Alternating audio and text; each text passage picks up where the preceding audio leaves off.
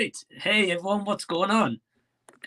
Yeah, welcome to Hang Out and Chat. If it's your first time here, basically this is just where I kind of just throw the camera on, just talk to you guys, and kind of just go with the flow. Sometimes I might have like guests just joining in, and they'll kind of just join randomly or here and there or kind of whatever really. So yeah, this is just a time for me just to chat with you guys to see how you are and just kind of pick the camera up and then see how it goes. So yeah, thank you so much for tuning in on this Saturday night. Hope that you're doing good. Hope all is well. So hey everyone, hope you're doing well. Hope you're having a good weekend so far. To everyone in America or who celebrates Thanksgiving, I hope you guys had an amazing Thanksgiving on Thursday. If you're still full with the food that you ate, or whether you didn't eat enough food and you got leftovers, or whatever the case should be. Yeah, hope that you guys had a great Thanksgiving. And yeah, I hope that you're all doing well. So thank you for choosing to kind of spend your Saturday night kind of watching this live stream and joining in if you do. So yeah, hope you guys are all good. So I got a couple of comments already. Zach D Production saying first. So yeah, hey Zach, hope you're doing well. And thank you for tuning in, man. And yeah, hope you're doing good. Zach recently just got talking and with myself. So yeah, Zach, hope you're doing well, my man. Thank you. I got Michael's Movie Corner saying, hey, I hope you are well. So, hey, Michael, hope you're doing well, my friend. And yeah, I'm doing good. How are you? Hope you're all doing good. So says, hey, Mike, any plans for my tattoos? I just got tattoo number 9. Hey, so hope you're doing well. Yeah, I saw that you got like a flower or like a rose or something along those lines. Yeah, that's awesome that you got that. And yeah, awesome to hear. That you got that tattoo, so that's pretty cool. And yeah, have you got plans for more tattoos? I'm assuming so, but I'm not sure. In terms of myself, yeah, so for anyone who doesn't know, I've got like 2 tattoo full sleeves. I'm maybe looking to see if I can get kind of like my leg tattooed at some point. I'm not really too sure because it's a lot of money. Got a couple of things planned anyway in terms of like money wise and stuff coming up like next year and in the future in general. And yeah, it's a little bit of a tough one, but I do want like a Death Note like inspired like leg sleeve. That would be cool, but it's just money. That's the thing. It's just kind of pricey. So possibly very soon. But yeah, just let everyone know kind of like if you are wanting to maybe join me here on Hangout and Chat, where everyone's kind of welcome.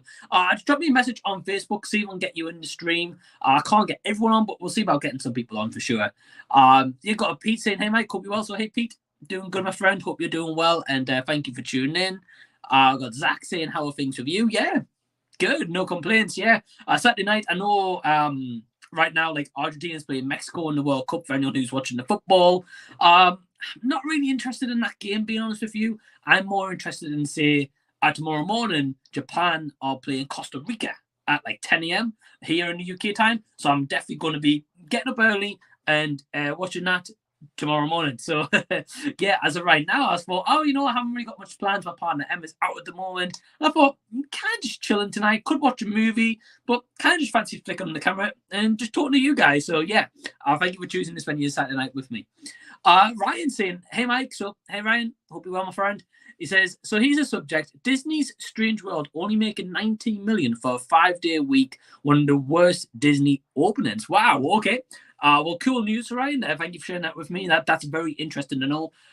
Being honest with you, I've seen the trailer once for Strange World, and when I saw the trailer, I was like, wasn't really impressed with it. Not to say that couldn't be a great movie or anything, because I haven't seen it, so I can't comment if it's good or not. But I do know that marketing has been pretty poor for pretty much like any Disney movie this year, except Marvel-based movies. That's what I've noticed personally, or like the Disney series like Andor and that kind of thing. I've definitely heard like radio advertisements and stuff for that. So yeah, I think like in terms of this Disney news, for example, like Strange World, I've not heard a single person talking about it or mention it in like conversation or anything. So to only have made 19 million, yeah, it's certainly could be a good movie, I guess, for kids, and I take them to go see it. But coming up in a couple of weeks' time, at least here in the UK, we've got Christmas break or Christmas vacation, I guess you can say, if you're American, where like kids have like 2 weeks off break over Christmas time, celebrate Christmas, etc., while the schools are closed. that would have probably been a movie great to be out at that time, because parents aren't going to take kids to see like a nearly 3 hour and 20-minute Avatar movie. They're probably going to go look for like kind of kids movies like this. So it probably would have capitalized on that kind of front.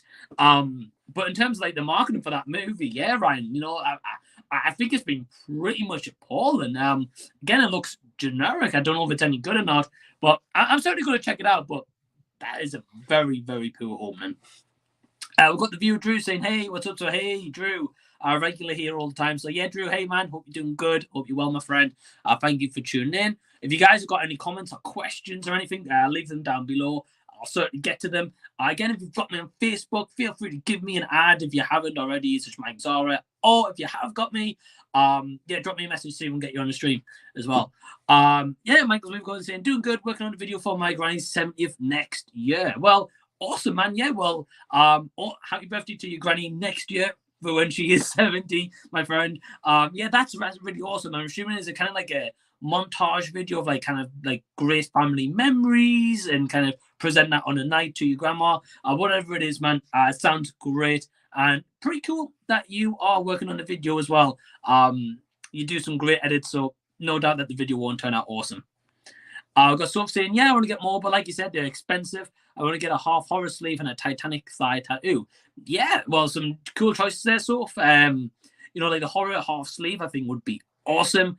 Obviously, depends on which characters you want to get and kind of that stuff, I guess, as well.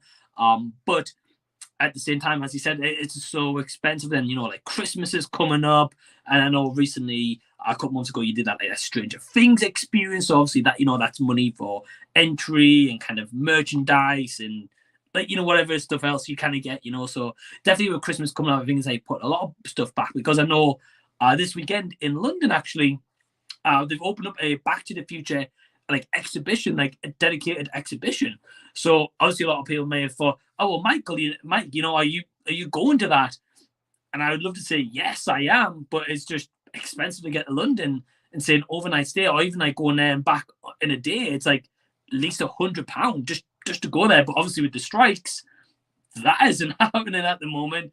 I've heard it's not going to be very good as well, by the way. I might be wrong. But yeah, it's just a tough one, stuff. So yeah, I think things just crop up where you have more priorities than get the tattoo, because tattoos, you can get them anytime, whereas Christmas, you only get those presents kind of as and when, So thanks for the comment, Soph. We've got viewer Drew saying, I have excellent news to share. Rocky... I have excellent news to share. Sorry, Drew. So Rocky 2, 3, 4, 5, and 6 recently. 2, 3, and 4 were good, although 4 is cheesy. 5 I like, but it has issues, and Rocky 6 I think is underrated. Absolutely agree. Yeah, the first 4 Rocky movies, fantastic, and like the way the story just keeps elevating and stuff. Like, yeah, I love those movies. I recently checked them out because of Rashad Reviews. I collabed on his channel to talk about that kind of stuff. So yeah, that was awesome. 4 great Rocky movies. Number 5, I actually didn't mind. Yeah, don't get me wrong, it's not a great movie, but I actually didn't mind that movie. And number 6, yeah, I think it's a little bit underrated. Definitely, Stallone came back to kind of redeem himself with what he did with number 5. But yeah, Drew, what's your favorite Rocky movie? Or anyone who's watching, if you've seen the 6 Rocky movies, which one's your favorite? Let me know. I would say mine's number 1. So it says currently watching Nativity. Awesome, yeah. I'd like to say David Tennant in the first one. Probably wrong. I've seen Nativity Rocks, which I think is like the 3rd or 4th installment. That movie is a abomination. don't waste your time, Soph. Zach D says, thoughts on Bond films, been digging those a lot over the past few months. Yeah, well, awesomely that you've been digging them those, Zach. Definitely a lot of Bond movies you can watch. I've only ever seen the Daniel Craig ones, so besides that, I've never seen any, so I can't comment on the past ones. But obviously, I know there's like a lot of like Roger Moore, Sean Connery, like people's favorites, or Timothy Dalton, Brosnan, for example, whoever. Daniel Craig ones, I don't mind some of them. Didn't like Quantum of Solace. I actually didn't like the latest one, No Time to Die. Wasn't a fan of that movie. Mine was probably Casino Royale is probably my favorite out of the lot of them. Probably then Skyfall and Spectre. But yeah, they're okay from what I see. But to be honest, I'm not really a huge James Bond fan. I never have been. But yeah, I don't think they're too bad, the Daniel Craig movies. But I know a lot of people don't like Daniel Craig, so I haven't really liked those movies. So yeah, which one's your favorite? Let me know. I got Pete saying Strange World feels like a Disney Plus film. Apparently, they've confirmed ages ago will be on the streaming platform on Christmas Day. Yeah, I think that's a bit of a strange decision. And if they're putting it out in cinemas, I mean, I guess it's like kind of to test the waters, or maybe to kind of expand a little bit more on their box office projections that they're releasing Strange World. It definitely feels like a Disney Plus movie with the lack of marketing. But I don't know if this is also down to Bob, that they fired and they rehired a different Bob. I don't know what the situation is there. I've never read into any of that. I just saw the news being like, sensational news, Bob X has been fired, Bob X has been rehired. And I'm like, what the hell's going on? So it could be down to that and the marketing teams, whatever. But definitely feels like a Disney Plus direct movie. And it's just crazy, like something like that gets a theater experience, whereas like some of the Disney Plus movies we've had recently, like Soul, came straight on the Disney Plus. I think that should have got like a theater release, but maybe just me. I've got Lovely saying, hey, Mike. So, hey, Lovely, hope you're doing well. Thank you for tuning in. Again, guys, if you've got me on Facebook, drop me a message and I'll send you a link for the stream. Come join me and we'll just literally chat. Just chat about literally anything and everything. But thank you for like 10 people or so watching right now. Yeah, awesome. Thank you so much for choosing to spend your Saturday night with me. We're 11 minutes in. So thank you so much for everyone who is watching right now. And I think we might have Pete. Hey Pete, how's it going? Not too bad. How are you doing? Hey, yeah, good man. Thanks for joining. Oh, thanks for inviting me. I thought I'd join. Yeah, no, of course. Well, always like having you on the stream. So yeah, how's your weekend going so far? It's been doing all right. It's been a bit of a busy day, doing a lot of food shopping and going around town. And as it's Black Friday, it's always really busy. Yeah, I've been seeing kind of like me and Pete in like group chats and stuff like outside of YouTube. And yeah, you've been getting like a lot of physical media or like PlayStation games, and definitely making the most of the Black Friday sales by the looks of it. Yeah, definitely have to. Especially when some of the games are like 70 quid and the half price. Yeah, can't go wrong, can you? No, definitely not. One thing I was a little bit gutted by the way, and you like when we were messaging, is like you're saying that you got like COD Vanguard and like Deathloop and stuff for $5 each, and I was like, what? How? Yeah, I actually just got Call of Duty, but they do other ones for $5. They do like Deathloop and Cyberpunk. If you've got the Tesco groceries app, if you do a stock check in your local store, just put PS5 games, PS4 games. You have a full list of what they sell, and if it says in stock and they've got it, just ask them and they'll go and get it for you. Oh wow, okay. Because the other day I went to like a local Tesco just to see if they had any games. They had like one stand at the front of the store that had like just loads of copies of FIFA or like Saints Row, and that was it. And I was like, they have a cabinet out the back with all the games, and some of them are like 2 or 3 years old. I went to a small one, just asked if they got this game. They searched in the cupboard. Oh yeah, we've got one. Scanned it through, £5. wow, why have not got these and like advertised? Like people would snap them up. I think the biggest problem is with Tesco is that they don't put the stuff out, and the staff don't really care about it and talk much about it. So you go up to them and tell them it, and they're like, "Now we ain't got it in." And you say, "Oh well, it says it on the app," and they'll go and check. Got it in. It's stupid, isn't it? Yeah, that's why they're so cheap. Is because they haven't sold them because they don't put them on the shelf.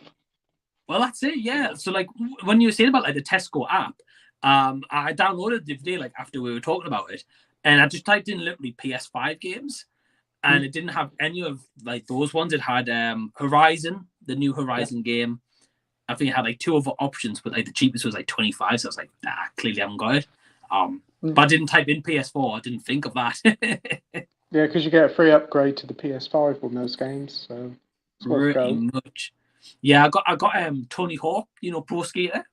Yeah. That was a £10 upgrade. But I only got the game for a £5 in Asda, brand new. Oh, that wasn't too bad at all. Nah, so I didn't mind paying the upgrade then. But yeah, like that's good, man. Yeah, it sounds like you got some like absolute bargains.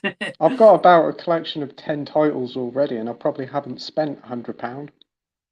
And all Jeez. brand new. All brand new. Tell you what, man, I'm looking forward to the weekly pickup haul this week. Yeah, I haven't done one for a little while, but yeah, there's quite a few titles. Yeah, I was going to say, I think it's been like 2 or 3 weeks, I think, since the last one. Yeah. I picked up stuff. It's just that it's just been really in the mood to do a video. I've always enjoyed doing live streams, but sometimes it can take a little bit to come in front of the camera to do a video sometimes, especially if you're feeling rough one day. Yeah, literally completely agree, yeah. There's been a couple of times this week where I've been like, oh, should I film it? And I'm just like, nah, I'll hang fire. So I could completely get where you're coming from, yeah. But I just want to say also, Pete, like crazy that the other day, you broke live stream records, man. 6 hours. Yeah, we thought it was going to be a long stream. I think the longest one we'd done beforehand was about 5 hours. And Andy, who does the streams, he said, "Oh, tell us if you got both John and Keith on." I said, "Yeah, they're coming on." So he booked the next day off of work. So, and we were talking behind the scenes afterwards, and I don't think we got to bed or finished the call till about 3 o'clock in the morning. Jeez. And I was up at about 6 or 7 in the morning, so I only had about 4 hours sleep. I was well knackered. Jeez, I bet. But you guys were bloody sore from like sitting that long. Oh, what? I was on this chair. This chair's terrible, and my back was aching. I fell asleep on the sofa, and my dad got up at 4 and he said, "Peter, you're asleep." Oh, I've only had an hour's sleep. Man, that's nuts. That's nuts. But I love your Wednesday streams though, so I thought that was pretty cool. Oh, thanks ever so much. Yeah, no always enjoy your streams on a Thursday night as well, and these like one-off ones that you do throughout the weekends. They're great. Yeah, thanks, man. Well, I mean, I put a post out today, so I think Pete, you already know about this, and maybe you guys who's watching know about this, or maybe after the fact. But yeah, this Thursday coming up is going to be the last Z Talks for a while. Pretty much going to be doing like a couple of other ideas on the channel, and these hangout and chats are going to be a bit more regular, a bit more planned, like a couple of days notice and stuff like that, not just like 10 minutes notice. I'm going to do some Lego builds, so I'm going to be building kind of like if I can, like this, like live on a live stream and just chat with you guys, but build it at the same time. That is a really good idea. That sounds really good. Oh. Well, something different, isn't it? Yeah, it is. And because I was looking at my collection the other day, and I've just like rearranged like my whole setup here, and I came across some Lego sets. I was like, wow, I really need to build them Lego sets. But I know something like that doesn't take too long. No. Whereas DeLorean took like 10 hours. So yeah, the DeLorean took like that, like about 10 hours. Oh, it looks amazing though. Oh, it's awesome. But I was like, I can't do a live stream for 10 hours, like sitting with like pure concentration like this while trying to talk to the camera. Well, probably with like the Wednesday stream, 6 hours, I probably could have got it half built. Right. Good up, yeah. But I think it's just one of those where it's like, you know, when you've got focus on something, it's hard to focus on something else sometimes. Sounds like a really nice chilled out stream, just a bit of fun, and you can show off that Lego build when you're done it. That's a really cool idea. Yeah, well, thanks, man. So that's going to be coming very soon on the channel. Again, Z Talks is going to be having like a break for a while. We'll come back in the future, not getting rid of it completely. And yeah, and once a month, I'm going to do a special Back to the Future focused stream every month. So I'm looking forward to it, man. I've got a lot of ideas, but it's just like, yeah, I think Z Talks, I don't know, I'm giving it a break for a while, I think. So, yeah, I'm excited for what we've got to come and what you've got on your Wednesday streams or your weekly pickups, man. So, at least you've got ideas, that's the main thing. And keep continuing with the channel, because you've got a fantastic channel here and you're such a nice guy. Oh, thanks, man. You too. And it's been great meeting you through YouTube. I can't remember how I came across your channel, you know. I think I came across you through Josh from Klassic, and he said like you were going live, and I watched it. But the thing was, I think it was last Christmas time you did a review for a film. It might have been Spider-Man, and I commented on it because I saw it. Yes. But I don't think we never did chat until like about 3 or 4 months ago. So strange. Yeah, it's crazy. And then like I mean, we don't chat loads, do you mean? But we chat like now and then through group messages Oh, yeah. usually. Like that Instagram one that goes off all the time. I love it though; it's awesome. But yeah, we've got quite a few comments to get through. So thanks to you guys who are watching live right now after the fact. The link, I will leave Pete's channel link down below in the description box after the stream. So yeah, please go subscribe to Pete at PlayTendo. So yeah, we've got Zach D Productions. He's saying I probably won't see the new Avatar in theaters, but I'll check it out anyway. Are you gonna go check out Avatar, Pete? I'm not in a hurry to see it in the cinemas, but I will watch it whenever it comes out in physical or Disney Plus. I think it's going to be in cinemas a very long time because you heard about how much it's got to make to break even. Right. Yeah, it's got to make 2.2 billion to make break even. But I don't know if the record right now. The original Avatar is like 2.1 billion. Yeah, I think so. It says it's got to be the third or the fourth highest grossing film to break even, and that's a big ask. But so I saw that kind of article go around online, but I didn't read it. I just saw the headline, what you've just said. But is that the budget for just this movie, or is that the budget for kind of like the next, like this one and the next one? Because they shot them back to back. So I honestly don't know, but you think about it, it's been in development for like 12, 13 years. They've delayed it no end of times, and you've got marketing, promotion, paying the actors and all sorts. So it could easily mount up. I think it's for probably the whole project as a whole, I'd assume. Yeah, I mean, to be honest with you, I wouldn't be surprised if it makes that and more. Because, like as you said, you know, it's been, was it 2008, 2009? 2009, 2009, yeah. Yeah, so it's been that long since the movie. Like me and like people like me and yourself were like just curious, being like, well, you know, like what's happened all these years? Is it as good as the first one? Is it better? Why is it taking this long to make the movie? And we saw what Top Gun Maverick did this year, where that made over $1 billion, which people didn't expect, and like obviously Paramount was buzzing their socks off, you know. Definitely. But that made over $1 billion, and that was in the cinemas for months. Still in the cinemas where I live now, even though you could go next door to Tesco and pick it up for 15 quid on Blu-ray. Wow, I thought it was out the cinemas, but clearly not. Wow, okay. So I mean, like, if Top Gun was in that much, and that's Top Gun. Never mind Avatar, which when they released the re-release this year, the 4K 3D version, in its opening weekend alone, that made like 6 million. That's pretty good for a film that old and then being re-released. Yeah.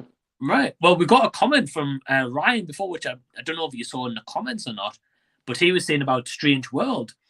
In 5 days, that made 19 million, and that's a brand new movie. Avatar. That's a newish film, isn't it? That's the brand new one that came out this week, Strange Worlds. Right. So you think that movie's been out for 5 days, it's made 19 million. Avatar, as you said, a movie from 2009, released for 2 days, made 6 million. So, yeah, I think it's like a big audience for Avatar. You know, big fan base, and I know a lot of people are very unkeen of the first Avatar film. A lot of people aren't that big a fan of it, but I think a lot of people will go purely out of intrigue to see if it was worth the wait, and because of James Cameron's name on it as well. Right. Well, I know that recently when I went to America, because I agree with you, I went to America, went to Animal Kingdom. They've got literally Avatar Land. Are like a land inside the theme park as such, which is amazing, by the way. Like, it's so good. But you know, even then, if that's in Animal Kingdom, there's clearly a fan base for Avatar. So yeah, I honestly think it'll do really well. I know it's a long movie. So just over 3 hours, isn't it? Yeah, 3 hours and 12 minutes runtime. One thing I'm over the moon by, though, is the other day they put tickets on sale for Avatar, and I checked it, and it had all 3D showings apart from one normal showing. And I want to take my dad to go see it because he's not been to the cinema since Toy Story 3. Quite a while then. Yeah, right. But his favorite movie is Avatar. So I want to take him. So the other day when I saw it was all 3D, I was like, oh man. Like I was like, my dad, who's like 67, he's not going to sit through a 3D showing. When he's got glasses like this, like us will just be like, oh, we'll just put them on over. He's not going to do that. But then I have seen that they've released more tickets now where they've got like standard showings every day, and then they've got special like 3D ones and stuff. So yeah, hopefully take my dad. That'd be cool. Oh, that sounds brilliant. Hopefully this will start the rebirth of 3D now, because it's been very quiet for a long while. Right. Yeah, I feel like that as well. But I also feel like when they re-released the Avatar in 3D like a couple of months ago, it wasn't like the old screen, like like the blue and red glasses, and you have to have them. It was more for like, I just feel like there was odd little effects here and there that was just like popped out of the scenes. So even without the glasses, it would look great, but it was just made to like just have that more like look. It enhances it a little bit more. Yeah, I think that's probably the better word. Yeah. Oh, that's good. Yeah, so I think this one's going to do the exact same. So I think I'm going to see this one with my dad, and then I think I'm going to go back and watch it in 3D. I think that sounds like a great plan. And I think it's launching, and there's hardly any films launching at the same time, so it should do pretty well. To be fair, I think a movie would be stupid to run up against that. Yeah, I think the Mario Brothers movie was supposed to go up the same week, and it was like, nah, we're not having that. We'll move to April instead. Nah, but to be honest, like the Mario movie, I think will do well regardless. Oh yeah. But if they can emphasize the box office more, I mean, it's no brainer, is it? Yeah. I heard the Mario movie clocks in at like 85 minutes. Yeah, it was surprisingly short. This is only a rumored announced like runtime, but wow, it's quite short. I mean, it doesn't really bother me. 80 minutes is pretty good considering we've got an Avatar, and a lot of films are like 2 to 3 hours long now. So it's refreshing to see a film that's quite short. But I'm kind of surprised. I thought it'd be nearer to the 2 hour mark. Yeah, me too. I think that's a bit strange. But it could be one of those where it's testing the water. Probably. Because I mean, the trailers, everyone's loved the trailer apart from Chris Pratt's voice. Everyone doesn't like it. But like a little kids are not going to know any different. They're going to be like, it's Mario, So I have a feeling it's going to be a little bit like, test the waters, see how well it does, which it will do well. Yeah. And then I think it's only a matter of time. We'll get a sequel, and that sequel then get more of a runtime. Yeah. Thing. I might be wrong. It'll probably be a start of a Nintendo cinematic universe, ending up in a Smash Brothers film. Yeah, I think that's a good call. Oh, it'd be nice if it did. If it was a Smash Brothers movie, that would be awesome. As long as they kind of just went bonkers and just went with it, Yeah. I think they're expecting big things from this Mario film because Nintendo themselves have opened up their own movie studio in Japan to help work on this movie and future projects. Yeah, I think it's going to do well. I know in Universal Studios they're making like Nintendo World or Nintendo Land, it's called as well. Yeah, that's in Japan, and it's supposed to be coming to America in like 2 or 3 years' time. It does look good in Japan, I must admit. Yeah, it looks awesome.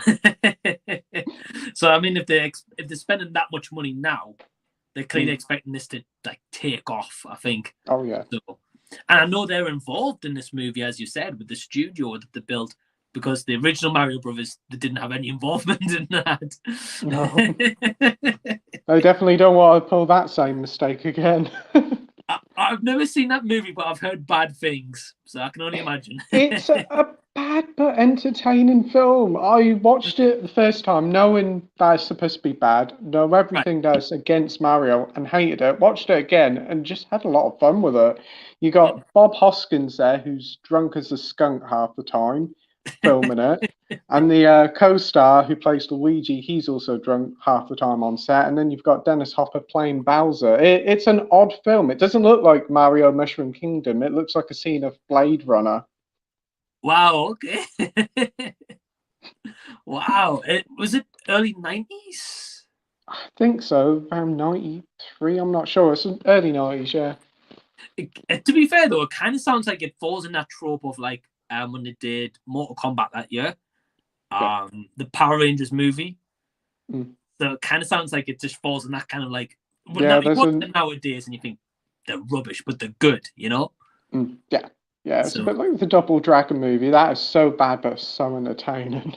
right. And the Street Fighter one as well, with Kylie Minogue and Jean-Claude Van Damme of all people in it. What? Yeah. What? I've never seen that movie. Never even heard of it. I didn't even think it was a movie. Yeah, you've even got the guy who plays Gomez out the Addams Family movies, Raul Juliana, or whatever his name is. Really? Yeah, quite a decent caster. I was like, Kylie Minogue in a Street Fighter movie? Gotta watch this. And it was like, this isn't too bad. It's awful, but it's fun. I can't imagine Kylie Minogue in a Street Fighter movie.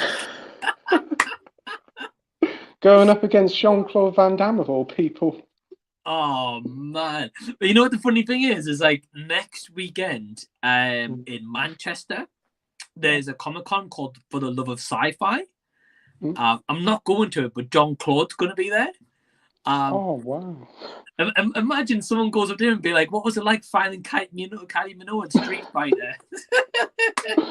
I'm intrigued to see what he thinks of Street Fighter. I don't know whether he's one of these sort of actors who's like, I can't remember that film. I'm not talking about it, or whether he'll just be open and honest. Said, yeah, it's terrible, but we had a lot of fun with it.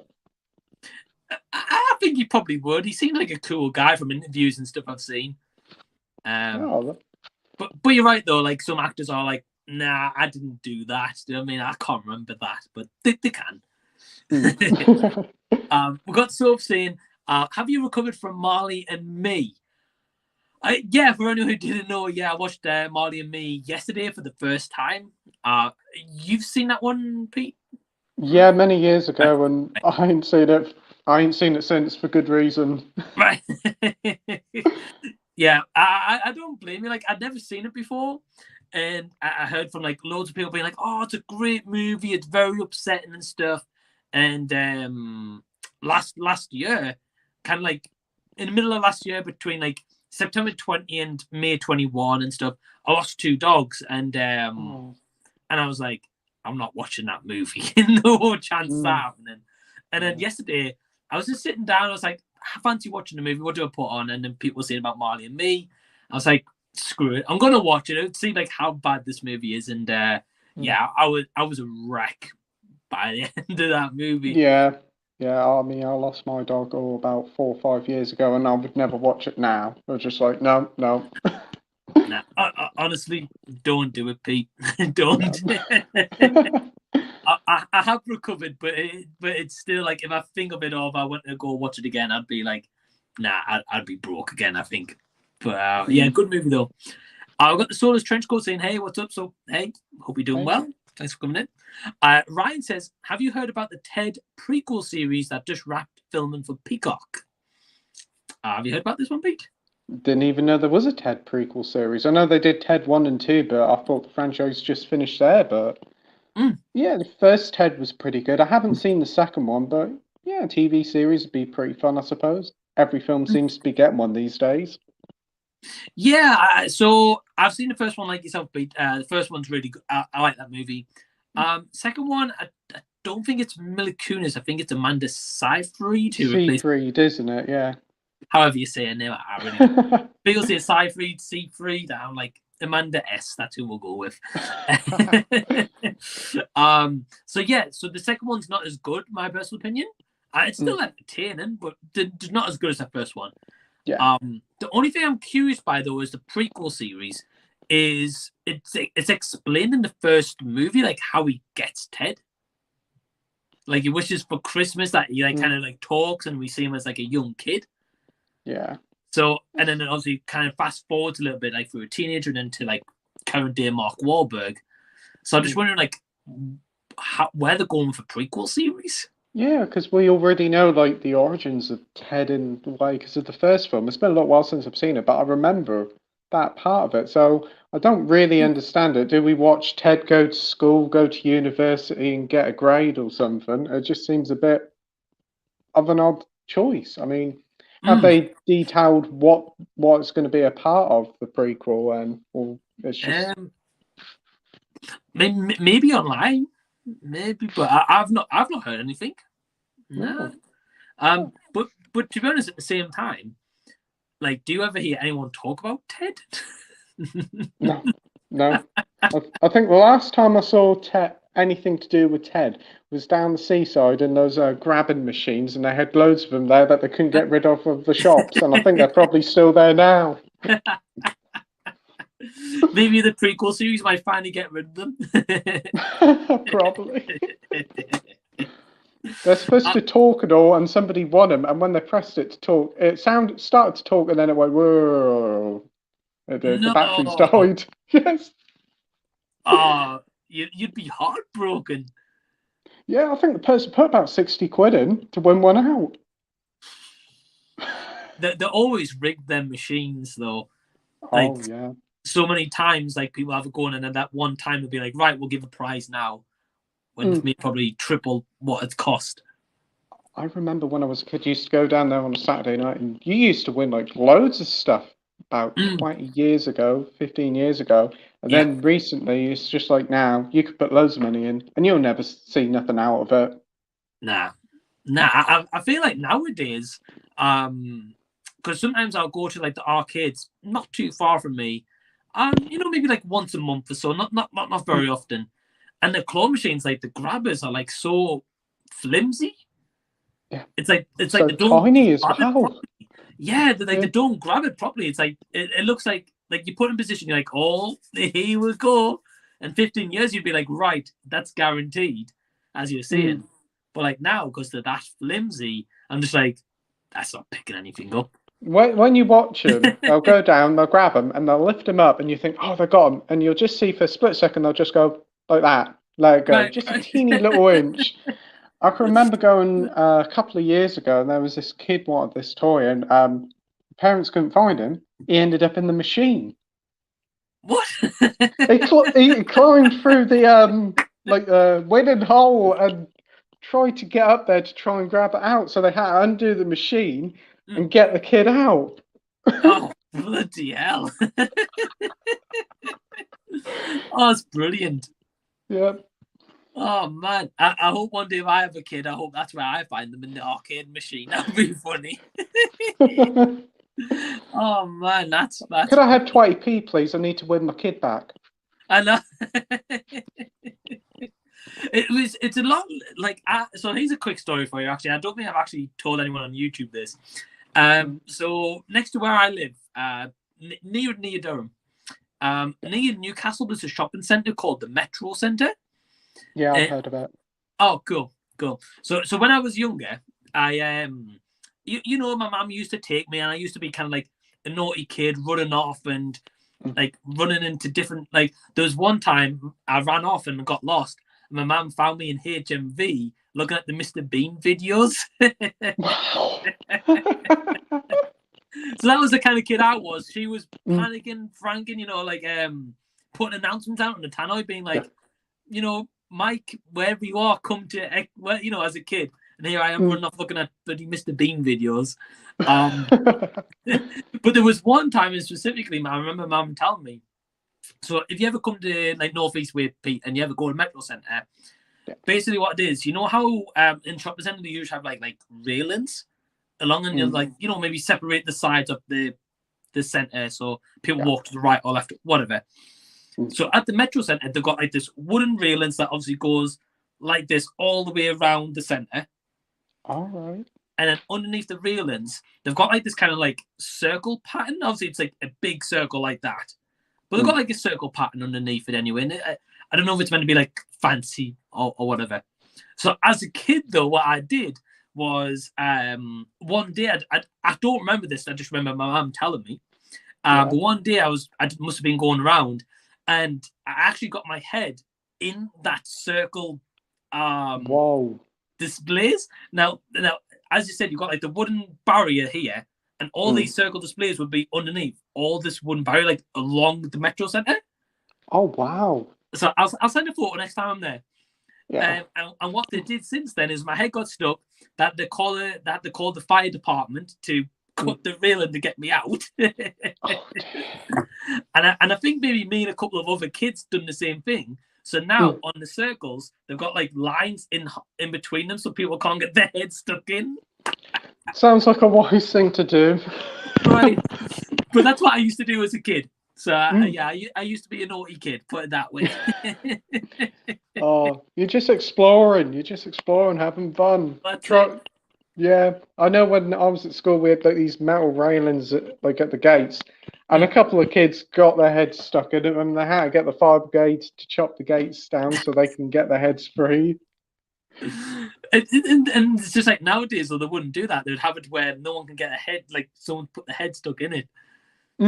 Well, when this happened, they told us, "Oh, come on, everybody, get your sandwiches out," and they set out little tables, and we all sat there eating our sandwiches whilst they were freeing the kids.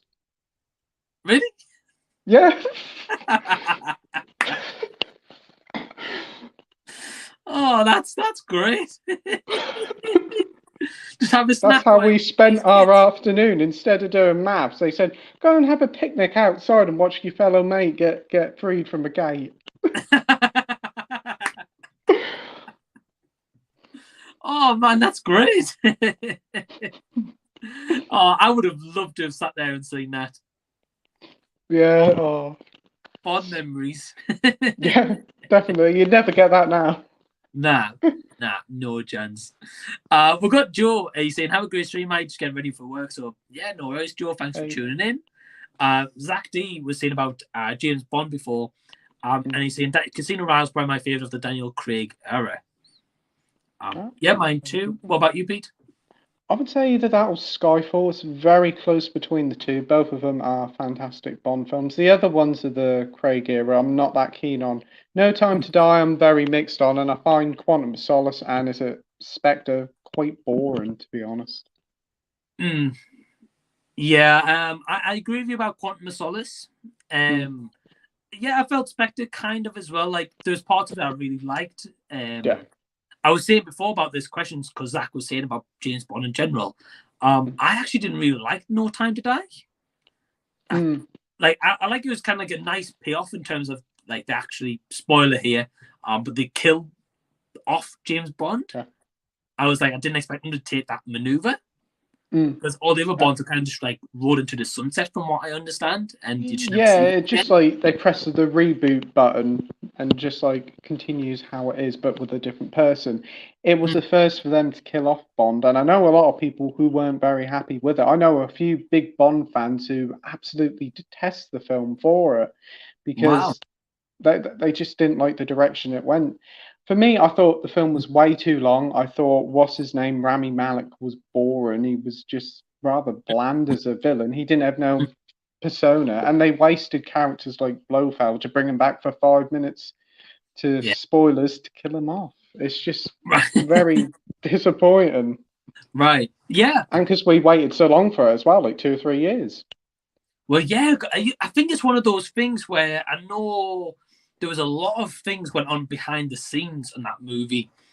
And Daniel Craig was constantly like, I'm not coming back, then I am coming back, then I'm not coming back. And then they end up paying him like stupid amount of money. It was a troubled production because Danny Boyle was originally going to direct, but when they said they wanted to kill him off, he walked out, and then they got some other writers in. I think they got the writer from Fleabag, Phoebe Waller-Bridge, to add a bit of humour to the film as well. So, and then you had all the delays with COVID and all that. But after all that, it's been a year since the film. I thought we'd know the next James Bond by now, but it seems like they've been sitting on their hands for the past 2 years since the film has been delayed. We haven't heard nothing. Yeah, it has been a while, actually, yeah. Unless at the minute they're just kind of like maybe trying to recruit more money for No Time to Die and release more special editions in physical. Yeah, I'm sure there'll be plenty more of them coming. well, I remember on your Wednesday night stream, I know you got asked about this quite a lot, and especially Andy, and everyone was like, "Oh, are you gonna get like the Zavi Blu-ray steel book editions and stuff?" And he's like, "Nah, I've got like a collection and I'm done." But that's just one James Bond fan, you know, not millions whoever else collects his good media. Yeah, I went in a H&B today. They got a Doctor No steelbook of the film on Blu-ray, not 4K, just a Blu-ray of it, Hmm. art cards, poster, and you get like in that film there's like a shark car, and you got like a paper build up the car, so you've got a bit of cardboard and you've got to fold it all together like an origami sort of thing in a box set for 30 quid. Way Really? too expensive for what it is. And I picked up the Blu-ray on its own from Poundland for 2 quid a couple of years ago. I pretty much picked up all the old Bond films from Poundland for 2 quid. Yeah. Yeah. Well, I mean, it's kind of a no-brainer though, because it's not like, for example, like when you did that, like there's 25 James Bond movies. 25, yeah. So imagine trying to buy 25 steelbooks. Like that's a lot of money. Because I saw today, there's an Instagram page for anyone interested called The Disc Father. I don't know. Have you heard of that one? Name rings a bell, but I don't know if I follow him. I follow so many people on Instagram. Fair. I don't know how I found out by him, but basically, he's a page where he will post on his stories of like posts, being like, "This is the new 4Ks coming out, or steelbooks, or like whatever." Yeah. So basically, just gives you a heads up of what's coming to Zavvi and what's coming on physical media.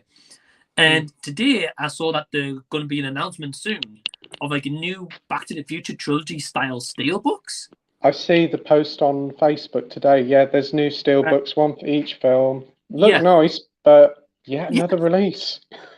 Yeah, exactly. The same as you. I thought, yeah, nice artwork, like beautiful artwork. Don't get me wrong, but I was like, I've got the trilogy up there on 4K, like a steelbook box set trilogy. So I guess like that's not too bad if someone was to go buy those three compared to 25 James Bond steelbooks. Yeah.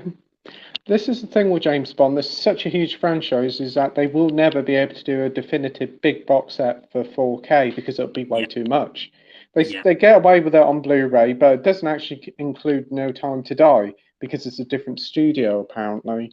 But the only way that they could do it is if they do like the Sean Connery, the Roger Moore, like separate Bond eras and put them in a box set. That's the only way they'd probably be able to get away with it.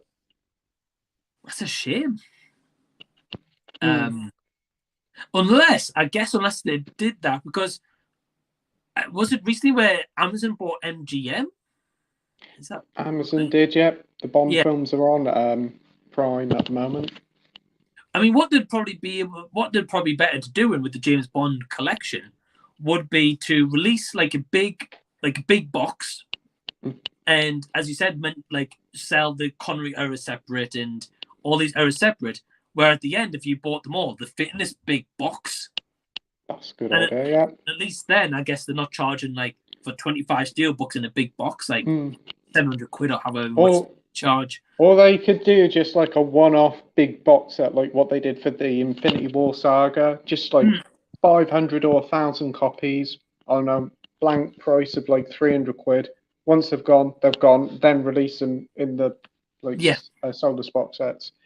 But whatever way it'll go down, it'll be very expensive. Oh, 100%, yeah. I've been waiting for the Harry Potter set to go down, the Hogwarts train. Yes, yeah. Like that's a really nice set. And I think it was either Andy or Mike said they've got that one. I'd like to say Andy. Yes. I'm not sure. Andy did get it, yeah. I'm pretty certain he got it from Amazon France or Germany. You can find them quite cheap on there, so have a look on there. Oh, okay. Because I was going to say, I looked on Zavvi the other day, and that was 140.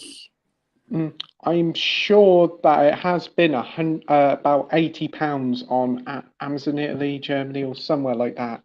Really? Yeah, it has been in the past. Whether it is now, I don't know, but it's worth checking. Obviously, there will be German on the back cover or whatever language you get it from. Sure. But the films will still play in English. Wow, I didn't realize that they would play on the 4K. Yeah, it's region free. 4K's region free, and because all Italy and all that comes under Europe, we're all under the region B thing. So you can order from here and order from Australia, but 4K, the whole world is region free. So you can buy stuff from America or play here.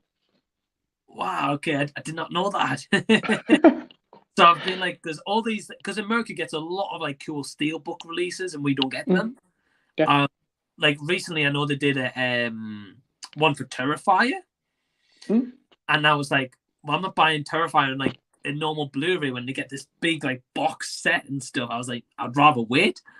Yeah, I'm gonna have to have a look into that. If it's 4K, it'll be region free, but Blu-ray you got to be a bit more careful of because they're not region free. Okay, I'm gonna have a look after this stream. Yeah, well, we've got Exploitation. He's saying watching GoldenEye, great Bond film. Absolutely, and also a great video game as well. I remember playing the video game. I'm really enjoying that. Yeah, I played the remake as well, and the original GoldenEye's apparently coming to Xbox and Switch in December. Is it? Yes. Oh wow, okay. Oh, that would be cool. And I know you've been doing like a lot of Switch reviews and stuff, so yeah, I definitely will be giving that a go. It's free with the online subscription, and you get online multiplayer as well with it, so you can play the game online with people. So that'll be good. Oh, that would be awesome. Yeah. Hopefully you'll do a review. I'll get check it out. Oh, thanks. Always enjoy your game reviews. I think they're pretty cool. Your FIFA one blew up. Yeah, I did a FIFA one a couple of years ago, and that got nearly 20,000. Wow. And I did a 3DS like hidden gems games that I recommend picking up, and I think that's about 45 to 50,000 views. That is. Gee, that's nuts. Well, congrats, man. That's awesome. Oh, thanks. I've been loving the FIFA reviews though, because it's always like, right, guys, today I'm going to review the FIFA on Switch. It's the same as last year. See you next time. It is essentially, yeah.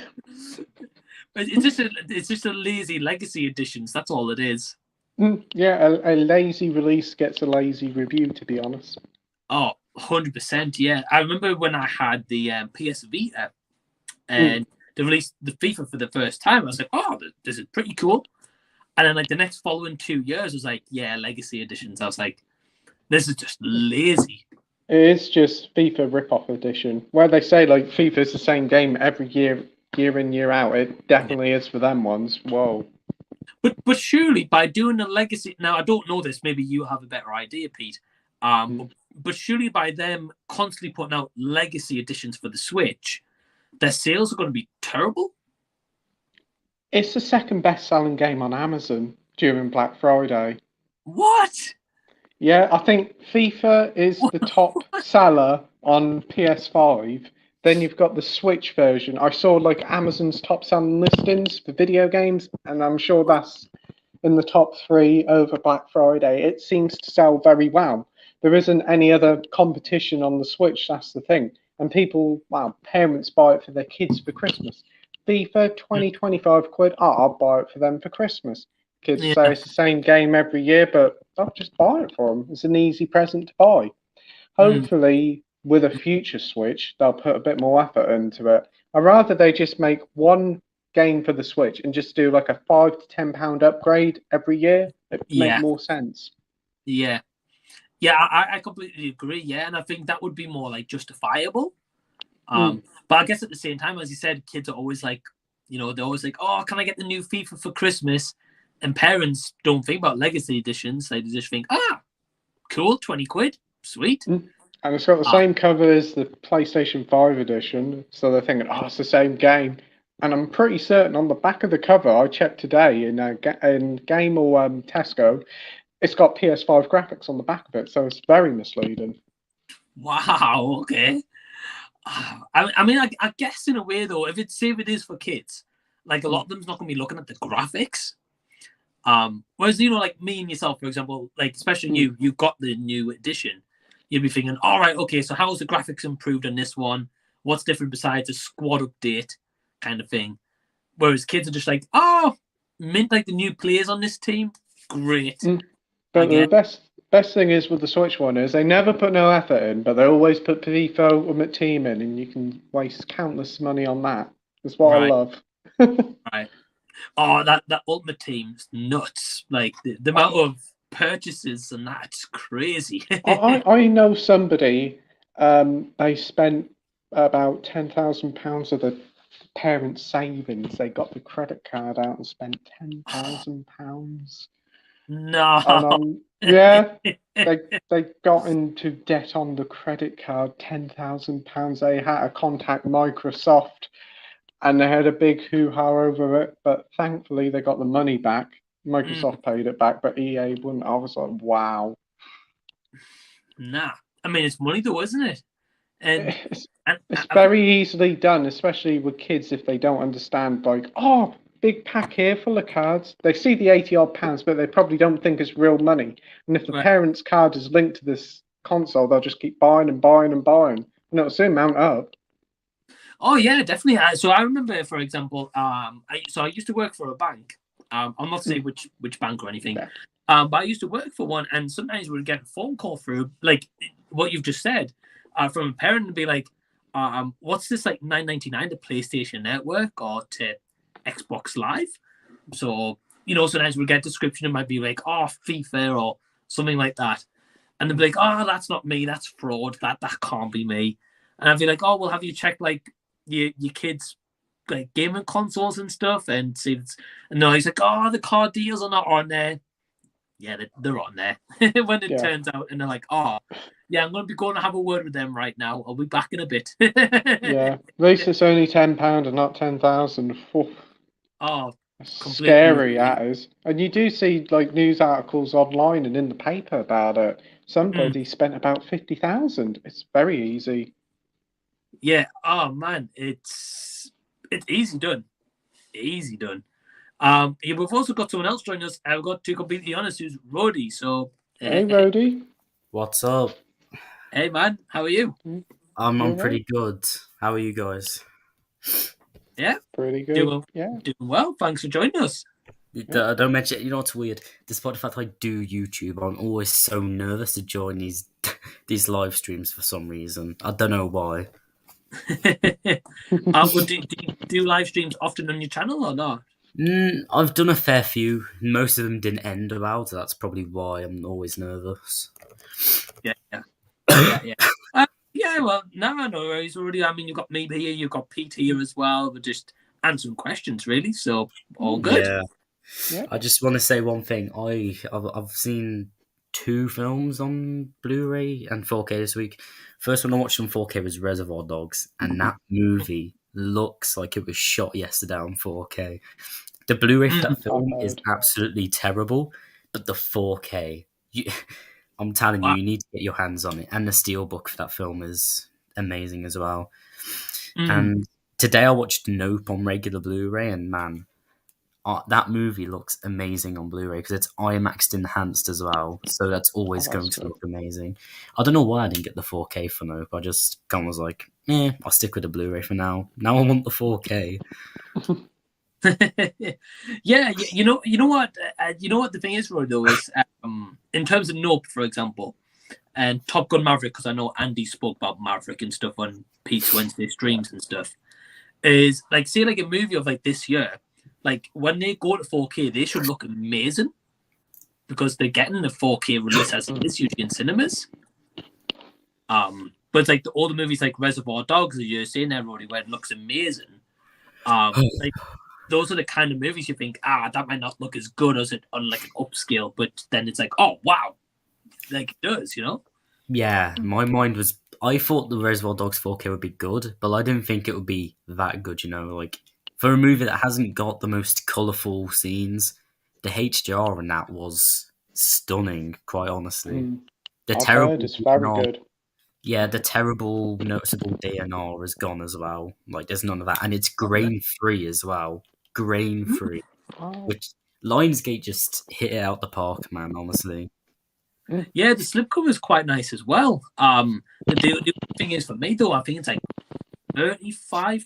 Yeah, I picked it up on Tuesday, and it's 35. It was quite a lot of money to sink into, but like, hey man, it's my second favorite film, so I'm always gonna be worth spending money on it.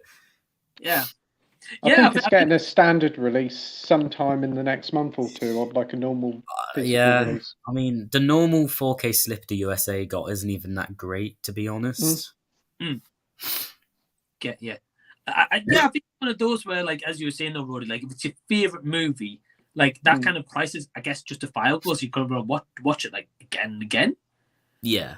Whereas probably some movies that we all own will own it, but we'll maybe like watch it once and be like sat there for years before we touch it again. Yeah. I really like that movie though. Probably my favorite Tarantino movie he's done that I've seen. Oh yeah, I think I obviously think it's phenomenal. Oh, Pete, watch it, Pete. Honestly, and watch it on 4K as well.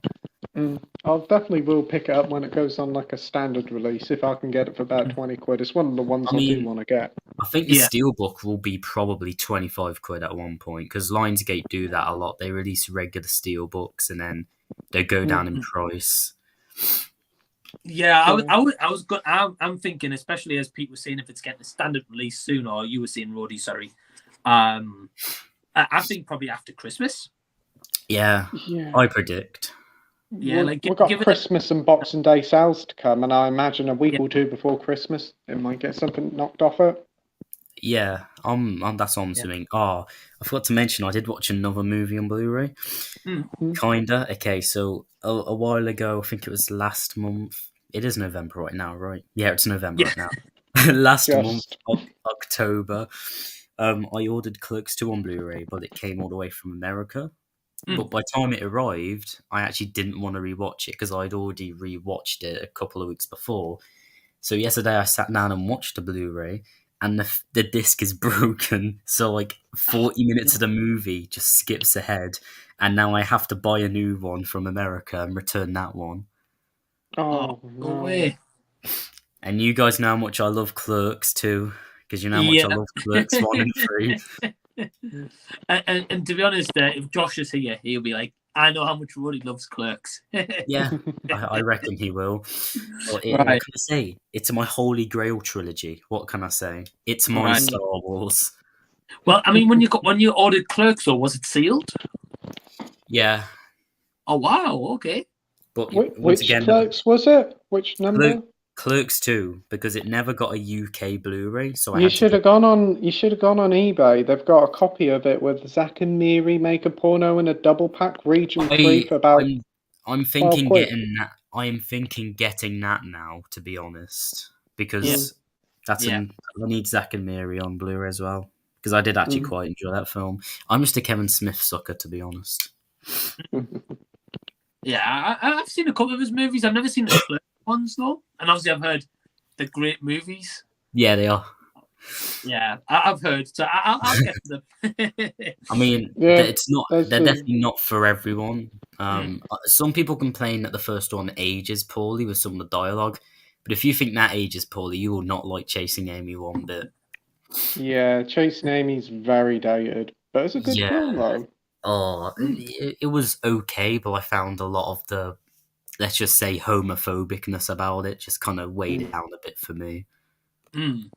I've never seen that one either. Clerks 2 is a very interesting scene in the restaurant near in the end with, is it a donkey or something? With Kinky Kelly and the sexy stud. Yeah. You see, Mike is so confused right now. Don't worry, Mike. It'll make sense. You'll watch it and you'll be like, oh, I wish I probably never watched it. You'll watch. Oh man, but I watched it yesterday, and I'm not saying this just because I love the film, but I kind of want it to get a 4K because the Blu-ray doesn't even look that great, to be honest. Well, to be honest, it's only a matter. I think the thing is, what I've learned, especially like watching like AJ Movie Places videos and kind of like Pete streams with Andy and Mike and stuff, is like there's a big surge in 4Ks at the moment, and all the movies are like, oh, let's push them onto 4K and like a standard release, then a collector's edition and ultimate edition, whatever. I think it's only a matter of time because Clerks 3 came out obviously not long ago. They're eventually going to put them all in a trilogy box set. Clerks 3 is releasing on 4K, and because I'm getting the 4K steelbook. But it's America. American exclusive. But obviously, I'm still getting it because I see H&V's doing a trilogy box set, and I was like, yes. And then it's only on DVD. Yeah. Like, but again, it's one of those where again we were saying earlier, Roddy, like me and Pete were saying about James Bond, where like Pete picked most of them up from Poundland, and then they're like, oh, let's make a steelbook version of them. And it's kind of the same with probably Clerks. Will release a DVD, test the water, see how it sells, which it will. There's not many copies of it. And then once that sells, we'll be like, right, let's upgrade to Blu-ray. Let's see how many suckers will buy this, in a sense. Me, I'll buy it. Yeah, but like, it's like any movie that do that. And then they'll be like, right, which suckers will buy it on 4K? Here we go. It's the collectors that are keeping the physical media market going live with the 4Ks and the endless special editions. With the prices they charge and people will buy them. They know that they can get away with it. But some of the special editions, I have to admit, are very expensive. Can you remember that Ghostbusters one for Afterlife? Oh did with, God, no! Don't box? Even that one where the UK got shafted. Like America got lights in it and everything. We got no lights. It was so piss poor, man. I watched Keith's video on that from Before Pictures, and it was is that the one that Josh put in the Instagram group the other day? Of like, you saw him say it was like so. £20. Huh? I think that's the one. Yes, it's got like a slipcover on it, and inside is like the box of the trap, and you open it up, and then the films are in it. Well, it looks so tacky, and kind of like, I don't know if you guys saw Keith's latest video on the Batarang 4K, with like the Batarang from Zavi. I don't know if you saw that, but that looks very spoke tacky to as us well. about it on because Wednesday. the magnet on that thing looks absolutely deplorable, honestly. He said it kept slipping off the magnet. Yeah, and obviously you can't glue it back on because the artwork underneath is like phenomenal. So like, it's a state of being a collector. It's like, what do I do? What do I do? Do I just keep the magnet at the back or at the front? It's one of those. It's just, I mean, to be honest with you though, like Pete, we were saying earlier about the Back to the Future, so they get like a new Steelbook range. Bit like Roddy with Clerks, I'll probably end up going out and buying them. But to be honest though, because I own like the plutonium case and the normal trilogy, I'll probably just wait till they go down in price and then I'll grab them. Yeah. Because I'm sure they'll do another Back to the Future. There's already a Steelbook in HMV for the first one. I think it's got like Japanese front cover artwork on it, and it's like only a tenner, I think. Yeah. Yeah, I'm not a massive fan of that. Got it not long ago. Oh, that's the one. But it was cool though, because as you said though, Pete, I went in, I'd like to say a couple of weeks or a couple of months ago, and they had the hardware on Blu-ray, the Japanese cover. Yeah. And I was after the hardware for ages, and I could only find it on eBay, and I was like, I'd rather get it in my hands, at CEX or something. And they had it where it was like, oh, buy that and you get any, like this one for $9.99 with any purchase. And I thought, it's pretty cool, like the Japanese kind of writing, and you get like a Japanese poster and stuff. So again, nice little collector's edition, and it isn't too expensive for £10. Will that Steelbook always remain sealed, Mike? Will you make it your mission to never unseal it? I think that one's going to stay sealed. Yeah, I think it's the thing of you have a lot of copies of the film anyway. You might as well have one sealed copy. Yeah, so like for example, like the plutonium case that I've got, I did an unboxing for a couple of months ago. That's already got the trilogy in it. That's open. But then at the same time, I've got the 35th anniversary Zavi like Steelbook one. So I was like, do I open the Steelbooks or do I not? Well, I'm gonna say something, Mike, and I'm sorry, but I've never seen Back to the Future, any of them. I've never seen them. Wow. But I saw that recently they went down in price on Amazon, the 4K trilogy. So I'm very tempted. They're sold out now because I was going to get them on 4K. Piss off! I was so tempted. Yeah. So I think Pete was saying it went down to like £25 for the trilogy, and I was like, wow, that's amazing. I think it's on the entertainment store on eBay for £25 as well. So it's amazing, especially since they're meant to be amazing films and be amazing transfers, supposedly. I've not seen them yet on 4K, so I can't comment on the transfers. But yeah, Roddy, honestly, it's cool. Like, not everyone's seen the movie, so if honestly, you're in for a treat. Honestly, if everyone said to me, "Oh, like you've not seen that movie yet," like how many times I've said on streams and in videos, I've not seen that movie yet. Yeah, like when you have not seen Clerks. Well, exactly. Well, it's a bit like me when I did the streams. Like, oh, you ain't seen this, you ain't seen that, and I still haven't seen so many other. I find I wind up saying that a lot, but yeah.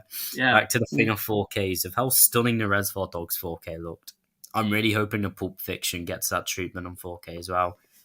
And maybe crossing our fingers for one day Arrow to get the rights back to Inglourious Bastards, because they were meant to do that 4K originally, but then Hope the 4K Universal, isn't very good. yeah. Is So it? hopefully Arrow get the rights back to that eventually and redo that. But I mean, we said that about Terminator 2. We're still waiting. Mm. Yeah, I've heard about the Terminator 2 transfer. If you've heard about the transfer, you've seen the transfer. That's what I say. Yeah, I've not seen it. The thing is, I know with Inglorious, I know Zavi's got like a really cool like special edition like box set of it. Yep, I know it looks so amazing, but then I'm like, oh, the 4K's meant to look shit. What do I do as a Tarantino fan? What do I do? I honestly wouldn't be surprised if it goes back to Arrow though. I could see it coming to Arrow. Give it another year. I think it will. Because look at Wolf of Wall Street. That's been rumoured for a while. Then it happened this year. Yeah, and I mean, hopefully, crossing my finger, this probably won't happen because Harvey Weinstein's a dick, but hopefully, Django 4K, Hateful Eight 4K, hopefully we get both of those on 4K one day, because Hateful Eight especially will look glorious on 4K with how that film was shot. Yeah. I think just wait and see, but I mean, I think one, like nowadays, as I was saying to Pete earlier, it's like everything's coming to 4K. Yeah. Like some movies you just wouldn't even think would get a 4K. Like I know Arrow recently did Pieces a couple of years back. Pieces out of all movies from like the 80s on like a special 4K, and I was like, that on 4K? Yeah, I mean that was my reaction when obviously I love Clerks 3, but when they announced Clerks 3 for 4K, I was like, really? I mean, maybe now we'll get the first two, but I don't know. There's been a lot of comedies on 4K recently as well, like Planes, Trains, and Automobiles, which is apparently awful on 4K, but I don't know. I've heard. I actually watched that last night, and my Google Play copy of it actually got updated to 4K, and to be fair, it didn't look too bad.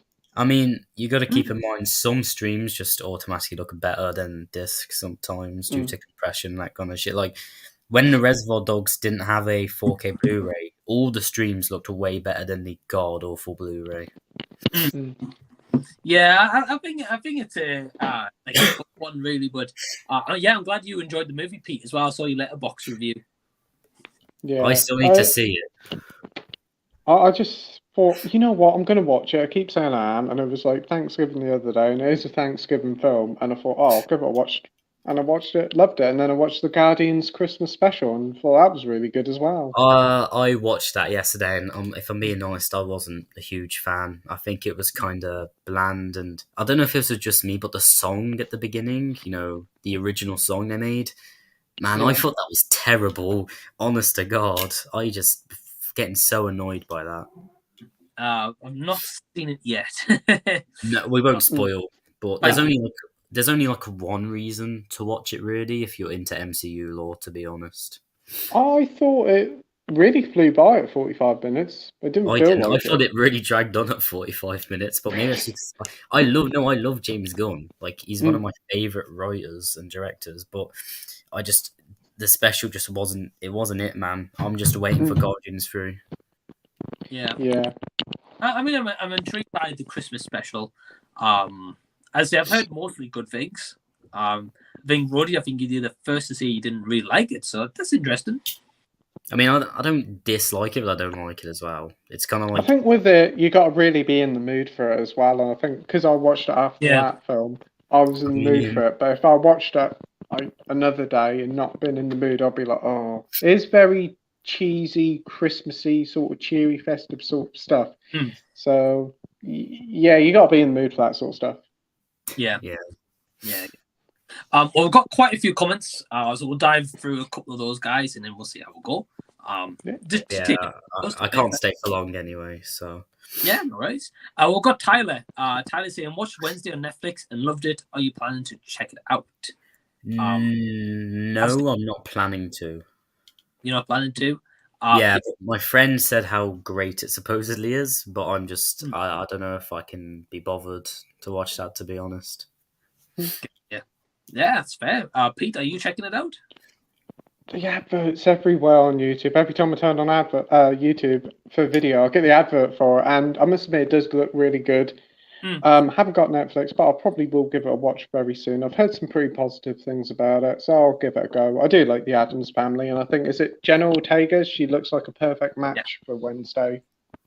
Yeah, so it's Jenna Ortega, yeah. I've seen 2 episodes, and for the 2 episodes I've seen, I actually really enjoyed it. But it might just be me. I mean, I don't know. Man, everyone's enjoying it, and I'm just here like, I don't want to watch it. And then everyone enjoying it is convincing me to watch it. I'm so conflicted. I mean, all I would say is watch it if you want to. Maybe if I'll watch 1 episode and then I'll decide on whether I want to. That's the best thing to do, mate. Watch it whenever you feel like it. No hurry, because it's always going to be on Netflix. Unless I ever get rid of Netflix, which at this rate I'm honestly debating. Yeah, that's fair. I would just say just watch it if you feel like it, though, Roddy. Like, there's no pressure. And I know a lot of people might be like, "Oh, it's great," but there's no one pressuring you to be like, "Watch it." You're not obliged to watch anything. Yeah, watch whatever you want, whenever you like, mate. It's like how everyone was going on about Black Panther 2 when it released, and I'm just like, I'm sorry, I'm just not putting myself through that. I thought the advertisements for that film were god awful. Don't really like the MCU, so I'm not. I still haven't seen it yet. I'm waiting for it to go on Disney Plus because I'm a cheapskate. You're going to be waiting for a while, mate. Probably January. Oh, I can wait. I would honestly say to you guys, if you're going to watch it, wait till Disney Plus. Personal opinion, I would say wait till Disney Plus. Yeah, that's the thing with a lot of these Disney projects now. I think they've shot themselves in the foot by releasing them on Disney Plus not long after cinema release. Because people will just say, why are we going to pay like 50 quid for a family to go and see this film when in a couple of weeks' time we'll be on Disney Plus? Yeah. I mean, that's very true, actually, Pete. Yeah, because like as you said though, Pete, it's like, for example, if someone wants to take like a yearly Disney Plus membership, cost maybe 80 quid for a year, Something maybe 90. like that, yeah. I don't know. It's something along those range. But you're right, like a 1 day kind of one cinema trip, as you say, it could be like 30 quid, 40 quid. And that's for one movie, never mind all the catalogue they've got on there. And as you said, it's one of those things where I think we've discussed it on your like live stream, or you've discussed it and I've asked a question, or like AJ's talked about it, where they release a movie nowadays, a month later it's on streaming, and also that next month later it's on Blu-ray. So there's no excitement for the movie. No. Yeah, Universal are big victims of that, man. They released their movies on VOD very quickly. I mean, Bros just got released on Blu-ray in America, and it feels like that came out just last week. Yeah. It's being said, Halloween Ends, whether you like the film or not, has done very well in the cinema, even though it went day and day on Peacock streaming. I can go about that. And did you guys see? Oh god. I think it's just like, and I don't get us wrong, Roddy, I can go on it as well. But I think it's all it was, Pete, is like, it's going to be the end as such. So because of that, I'm not going to spoil it for anyone who's not seen it because it's still quite fairly new. But I think it's because it's meant to be like the end saga of Jamie Lee Curtis as such Laurie Strode. People's like, I've got to check this out on the big screen. You really don't. But I think even Halloween Kills did really well in the cinema as well. I mean, yeah. To be fair, all horrors do, though. Even if the horror movie sucks. It's because they're cheaper budgets as well. They don't cost so much to make. I think it was like only like 15, 20 million Kills was, and it made it back in its first weekend. How do you think Friday the 13th is such a profitable franchise, dude? Like, those movies, most of them were dirt cheap to make, and they just made back double their budget. And did you guys see that Avatar needs to be like the 3rd highest grossing movie to be profitable? We talked about that. Yeah, I'm like, that's the only way they're going to make Avatar 4 and 5. And I'm like, wow, we can kiss those goodbye, because I think Avatar will do good, but I don't think it will do that good, honestly. I think they've shot themselves in the foot there by giving it that high of a budget and expecting that high. I've still got to pinch myself. That's coming out next month. I just keep feeling it's going to be delayed. I'm not watching it. I don't like the first one. Nothing's intrigued me about this new one. I'm like, I'm not wasting 3 hours and 8 minutes of my life to watch that movie. Sorry, Pete. Sorry, Pete. That came out. That came out as if you're wasting your life, but you're not. You're not. You're not. Oh, I'm not in the big rush to go and see it myself. I'll watch it whenever it hits streaming or physical. I didn't mind the first one, but I'm not in no rush to see it. I'm just intrigued to see if it's worth the wait or not. Because I saw an article the other day, I did say on the stream, it was dated about 10 years ago, and it said Avatar 2 coming Christmas 2014. Well, that one's aged well. Yeah. I mean, Disney's recent animated film Strange World is doing horribly, and I know why. Yeah. It's because it's not being advertised anywhere. I didn't even know it was coming out until all these YouTubers started coming out the woodworks reviewing it. That's the only way I knew it was releasing this month, and now it's doing terribly. Well, we were talking about this earlier, Roddy. Yes, like me and Pete were saying, that the only Disney movies nowadays that get marketing is Marvel movies. Yeah. Star Wars TV shows. The Marvel TV shows, like it's just Marvel or Star Wars, which obviously brings in money, which makes sense. But like these other projects, like just get thrown into cinemas or mainly Disney Plus a lot of the time. Like I remember last Christmas, Soul. I think it was Soul got put on Disney Plus for Christmas. Yeah, That was it 2020, like, I believe. Yeah, last year was Encanto, because that kind of flopped at the cinema, it did. I'm pretty certain it flopped a bit, but it's made up with it with like physical sales, toys, and memorabilia. Yeah, it's a good movie. True. I mean, it's Still because haven't seen it. the reason why they only advertise Marvel movies and Star Wars movies is because they know they're going to do well regardless. But with these random Disney animated movies, it's like even though they're a rich company, they don't want to take risks, you know. Like, which is why look at Lightyear. That flopped really bad, didn't it? It didn't deserve to flop, man. Lightyear was so great. I liked Lightyear. I'm probably in the minority. But I was in the middle. I thought it was fine. It was definitely not Pixar's best. It was a rather forgettable experience, but it wasn't a horrendous film. But what didn't help it was 3 weeks after it came out in cinemas, it was on Disney Plus, 4K, everything. Yeah, exactly. Disney are just like so cheap now. Like, are we even getting a Barbarian Blu-ray Disney? Because like that's we're getting Amsterdam instead. Please, oh man! Like I was looking on HMV and I saw that and I was like, please, if I scroll under and see Barbarian Blu-ray listed, I won't care. But it was just Amsterdam. And I'm like, Amsterdam was such a deplorable movie, and Barbarian deserves a Blu-ray way more. It's like, I know Disney aren't going to lose any money taking these risks because they're rich. They own like almost every company now. I think it's. I mean, I don't know if it's got something to do with this whole Bob situation with one of them getting fired and one getting rehired. Probably. I'm assuming. And then there's this rumor that Apple's going to buy Disney. I'm just like, oh. Yeah, no. Disney will never be brought out. No. Honestly, they'll buy people, but they won't be brought out. I was going to say Disney would buy Apple. Yeah. I think Apple can afford it, but Disney can't afford to buy Apple, because I think I heard that Apple can buy Disney like 6 or 7 times over. I wouldn't be surprised, given like iPhones cost nothing to make and they charge like $1,000 or more for them. Yeah, you need a mortgage for an iPhone. It's because they confirmed a while ago that every iPhone they make is like a downgrade of the last iPhone, so it actually costs less for each one, which is like, dude, don't be so cheap, man. The marketing costs more than the phone. Yeah. And the cost of the actual phone probably costs more than how much it was to make, to be honest. Like, didn't they sell them for $1,000 at one point? I think so. If you go into China, apparently they do these cheap imitation ones that are made from like the same materials and that, and are apparently just as good and probably last longer than an iPhone. Yeah, I mean, I only had an iPhone once. I dropped it on a carpet and like that thing was gone. It was like Saving Private Ryan, dude. They're very fragile for the expense. And then you go into an Apple store. There's one in Norwich, and it's like two. It's like going to court. It's like 2 security guards there. Sorry, mate, gotta check you out. They feel you up and down. You go. And I'm just like, what? With me being as short as I am, that's terrifying. Yeah, I don't know. It's one of those where, again, like iPhones, like they make them to last so long, and it's like, right, you have to buy a new one to upgrade, kind of thing. Yeah, it's like one every 6 months to a year, isn't it? Yep. Whereas with my Samsung, I've had that for like 4 years and it still works perfectly fine. No problems. Yeah, that's what you want.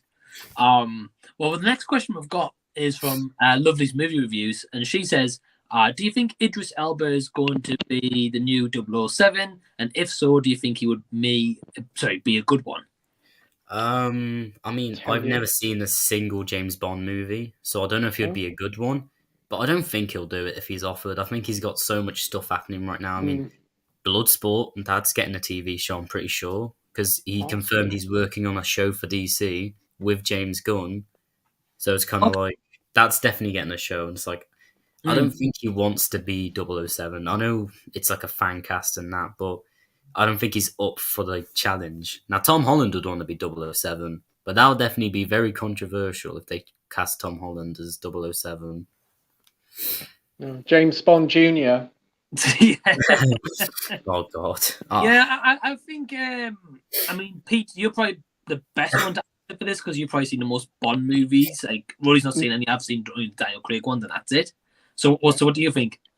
I think Idris Elba is a fantastic actor and would make a fantastic Bond, but unfortunately, he's 10 years too late. He's getting on now, and he's about 50 odd. Yeah. And they're looking to the future, like a good 10 years to the future, so that they can get about good 3 or 4 films out of him. Yeah. 10 years ago, perfect casting, I think. He'd be a great Bond, but now time's passed, unfortunately. But that's true. Whatever he does, he's a great actor. I prefer if we do get a new Bond, somebody unknown, somebody under the radar, no big star, just somebody unknown. Then you can't, like, if they're like, there's rumors going about for Henry Cavill, they're like, problem is, Superman, Geralt. You just think of them from the other roles. Get somebody who's not really known for any other big thing, then put them in. I mean, I think the issue is, Pete, as you said, like you put it perfectly, like Henry Cavill, Idris Elba, whoever, are attached to big other projects. And as Rory said, if they're going to make a Bloodsport series, which probably going to happen, hopefully, like he's going to be tied to DC because if James Gunn taking over, he's clearly got a vision with this other guy to be like, right, this is where we want to be in 5 years, for example. And it's going to include everyone from the Suicide Squad, everyone in the current DCEU right now. They've already said that they don't want 4 Batmans in DC, so they're going to kill probably a couple of them off. Or maybe Michael Keaton might show up for the Flash, and that's it. Like, who knows? So same for Henry Cavill, as we already said. Like, we've just seen Black Adam, the post-credit scene. That's all I'll say to there. Anyone who's not seen Black Adam yet. But yeah, clearly they've got plans for him. A good bit of fan casting for me, I think, would be a perfect Bond. After seeing him in Tenet, I'd love to see Robert Pattinson as Bond. I think he would pull it off really well. Yeah. Well, I'm not going to answer this because I've not seen a single Bond movie, and I don't want to piss off any Bond fans in the chat. So I'm putting my hands up right now. But yeah, no. But again, he's Batman now, so nah, I wouldn't say. But fan casting, I think he'd be quite good, especially after Tenet. I mean, one of the things I found about Idris Elba in particular, that he's a great actor. He just can't. His agent doesn't choose the best film sometimes. Like last year, he was in the Suicide Squad. And this year, he was in Beast. It's like it's kind of when you look at an Idris Elba movie, you're like, is this going to be one of the good ones or one of the bad ones? Is this going to be the Suicide Squad, which is phenomenal, or Beast, which wow, I fucking hated Beast. That's all I'll say. He's also filming a Luther film, isn't he, for Netflix or something? Yep. And that's a fantastic TV show, and I'm looking forward to this film. Yeah, I think it's one of those with Idris Elba, though. Even if he's not in the best movie, he always gives a great performance. Oh, but it's like he's never worth watching a bad film for because he's always great. Yeah, like even that one Roddy was saying with Beast, I've not seen it. I've heard kind of bad things. Yeah, it's not essential. But I can't imagine in that movie though he was terrible. You know, he's probably the best only part. He's the only reason I'd want to see it. I mean, aside from the fact he can't do an American accent, he was really good in that film. Yeah. Yeah, exactly. So I don't know. I think I'd probably go with Pete's answer. I think if they had someone unknown, They haven't got that responsibility to be like, oh, they're tied into some superhero genre or whatever. Mm. And it can build that actor's credibility. And they can be like, right, we can easily get a 10-year contract out of this person kind of thing. Whereas Idris Elba would be like very tough to do that. Mm. I would like to see it, but yeah, I think James Bond, especially with like Daniel Craig doing like 5 of them, they're not going to want to go back to some of the older ones where it was just like one person and that was it. Yeah. You know, for like one movie and then have to get someone else. I think it's one of those where fans probably expect more people kind of thing. Like someone to do more movies now. Which I get. Yeah. We've got Ryan saying, Pete, are you taking part on all the deals for movies for Black Friday? I search through Amazon and all that. I look for them, but I haven't picked up many deals. But I'm a sort of bargain hunter. I keep an eye out for films, see them on offer, and if I see something that I know somebody likes, I'll let them know. Yeah, but best way I've been a bit like you, Pete. Like Roddy. Like I never usually buy them full price if I can. I'll always wait like a couple of weeks or a month or a couple of months, and I'll be like, right, I'll pick it up then. And especially with like the re-releases they do now and the upgrades and these collector's editions and stuff, I'm like, I'll just wait for the collector's edition kind of thing.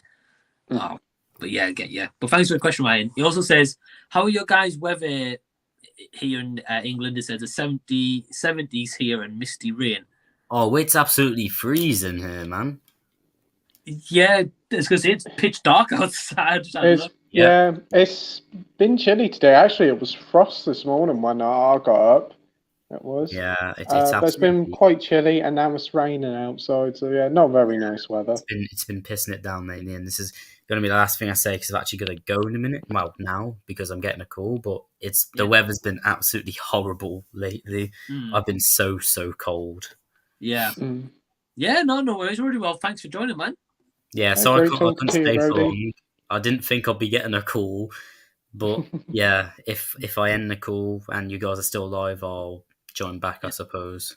Yeah, no worries, man. We'll pleasure talking to you. It's great talking. Yeah, great talking to you, mate. See you soon. Bye-bye. Bye. Pete, we've got quite a few comments, so we'll see if we can go through them. Yeah. If anyone's watching right now, I think Jason, old Millennial, if you're watching, feel free to join if you're free. Lego News says, this happened about a week ago, but have you heard about the passing of Jason David Frank, the Power Ranger? Yeah. Yeah, very sad news. Last weekend, wasn't it? There was a bit of whether it was a rumour or not, but then unfortunately it was confirmed, which is very sad. Yeah, suicide, I believe. I believe so. No, he wasn't very old, was he?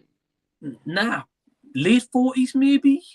I'm not sure. I actually, when I went to London Comic Con in 2015, I saw him at the booth. I didn't meet him, but I saw him. He was a little bit late, but like what happened was he actually came through the crowd, and he's like, "Hey everyone, sorry I'm late." And then he's like getting everyone hyped and like took like a selfie on his phone, like a video of like everyone's reactions, which was awesome. I've spoke to a few people who've met him and said he was a lovely bloke and always had time for his fans, which was really nice to hear. Oh yeah, definitely. So yeah, it's sad news though. Very sad. Couldn't believe it. But yeah, definitely want to forward to going with his family, and if they're still grieving and taking their time, you know, definitely. Absolutely. We've got Soph saying, "Hey Pete." Hey Soph. Let's have a look. We've got Andy. Forgotten all the movies. Hey Andy. Hey Andy. Hope you're well, my friend. Ryan saying the production budget I heard was 300 million. I'm not sure if that's for Avatar. I would assume so. That was for Avatar. Assume so. Big money. Soulless Trenchcoat saying, I'm not interested in the new Avatar personally, but I'm sure it will do well. Yeah. Yeah, it will do. We've got Matt V Movie saying, good evening. So, hey Matt. Hey Matt. Stephen, my good friend Stephen saying yo. So, hey Stephen, hope you're well. Hey. Let's have a look. He's saying Avatar Land is phenomenal, and I don't even like Avatar, but so much fun. Oh, yeah, that sounds good. I know there's like a new Avatar video game supposed to be coming out next year, created by Ubisoft. Oh wow, okay. They released a trailer, was it last year? I think it was supposed to come out this year, but they delayed it. But it looks incredible. It does. It looks close, like graphically, to like the CGI in the films. It's supposed to be an open world adventure game, and you fly all the animals in the film, and it looks good. Because I remember, I'd like to say they released an Avatar PS3 game. They did release an Avatar game for the film when it came out in 2009. Yes. It was released on every system known to man. Every single one was a little bit different to another. I played about 3 different versions of them, and they were all different. Wow. To be fair, I'm not surprised. And especially, so this is the thing where you were saying, Pete, about the movie doing well and stuff, is when Ubisoft released that game, which I didn't even know about, people's going to probably like the game because the graphics sound amazing. Then they'll be like, oh, right, let's check out Avatar 2. And there's another digital download sale or physical media sale or cinema ticket sale kind of thing. Oh, yeah. It's all about building that brand up. I noticed, like, I went into Tesco today and they got cereal boxes advertising Avatar, and I'm just like, yeah, you know Avatar's coming. Oh, yeah. Absolutely. It's only a matter of time. We've got Zach saying, favourite live-action Batman movie and favourite animated Batman movie, if you have one. Live-action Batman movie for me would probably have to be between the original Batman at 89 or Batman Begins. I love both of them films. I think they're brilliant. I think Jack Nicholson in Batman 89 is great, but I do like the new darker, grittier tone of Begins. My favourite of the Dark Knight trilogy. I think they had like Scarecrow there, and he's quite an underutilized villain, and I think they did well with him there. And for animated movie, it's got to be Mask of the Phantasm, the continuation of the Batman animated series. Ken Conroy. Such sad news with him passing away, and obviously Mark Hamill. Great film. Yeah, I heard about him passing as well not long ago. Crazy. I've only ever seen Batman Ninja, which is like last year Netflix one. I think I can remember that one. Yeah. I've never seen Mask of the Phantasm. I've never seen any others besides that, like animated wise. So like all these ones, like Mask of the Phantasm, like you mentioned, like loads of people say like, "Oh, it's amazing that one." And stuff. Andy's a big fan of that and the animated series. He loves that show. Yeah, I'm gonna have to check out these movies. But in terms of favorite live action one. I completely agree with you, Pete. Batman Begins. That one like really changed my personal like opinion on filmmaking and like studying movies. Yeah. And there's like over the years, I've like more I watch it, the more I love that movie. I like that one more than The Dark Knight personally. Same here. I can rewatch Batman Begins all the time, but Dark Knight, I like it, but I do think it's a tad overrated. Yeah, it's all because of Heath Ledger's death, though, you know. But he's brilliant in the film. Oh yeah, absolutely, definitely probably one of the best Jokers, like top 2, I would say. Yeah, and then you got Dark Knight Rises, which as soon as you see Bane and he's yes, Batman, I'm just like, no, I can't stop laughing. This big guy, and he's so like dominating on the screen, and you think he's going to be yes, Batman. Yes, Batman, and I'm just like, no, I can't handle this. Love the impression, by the way. Yeah, I agree. Like, so I remember, like, first time I saw Dark Knight Rises in the cinema, exact same thought you had. I was like, what is this voice? I didn't like it like at all. And then I watched the trilogy again, like last year, and I didn't mind the voice as much. But I can definitely understand people being like, it's not for me, you know? Yeah. Yeah. I remember watching it Christmas Day 2012, and I was like, is my DVD player working here? Is the sound working all right? Has he been breathing in helium? He sounds too high pitched. What's going on here? Sounds like it, yeah. As you said, you don't really expect though, do you? So no. Yeah, it could be. Yeah. I've got Rob saying I have zero interest in Avatar 2. Really dislike the first one. See no reason to be excited for the second one. Yeah, I can get that. Fair. Yeah, Pete was saying, you know, like you're even kind of a fan of Avatar fan base, like you're not really, I guess. But yeah, I'm intrigued. Solar's Trenchcoat says Batman Under the Red Hood is my favorite Batman film of all time. Then for live action, it's Batman Returns. Ooh, great pick with Returns.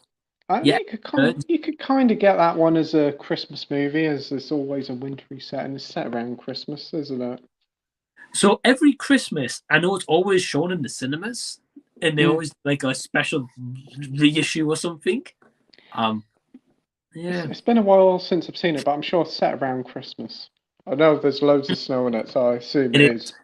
It is, yeah.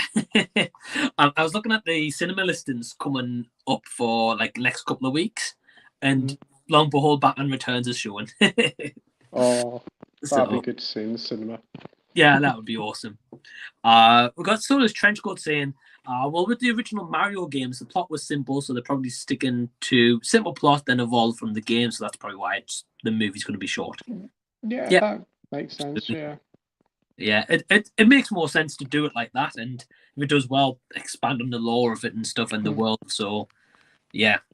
We've also got, let's have a look. AJ's Movie Player saying, hey Mike, hey Pete. So, hey AJ, you doing well?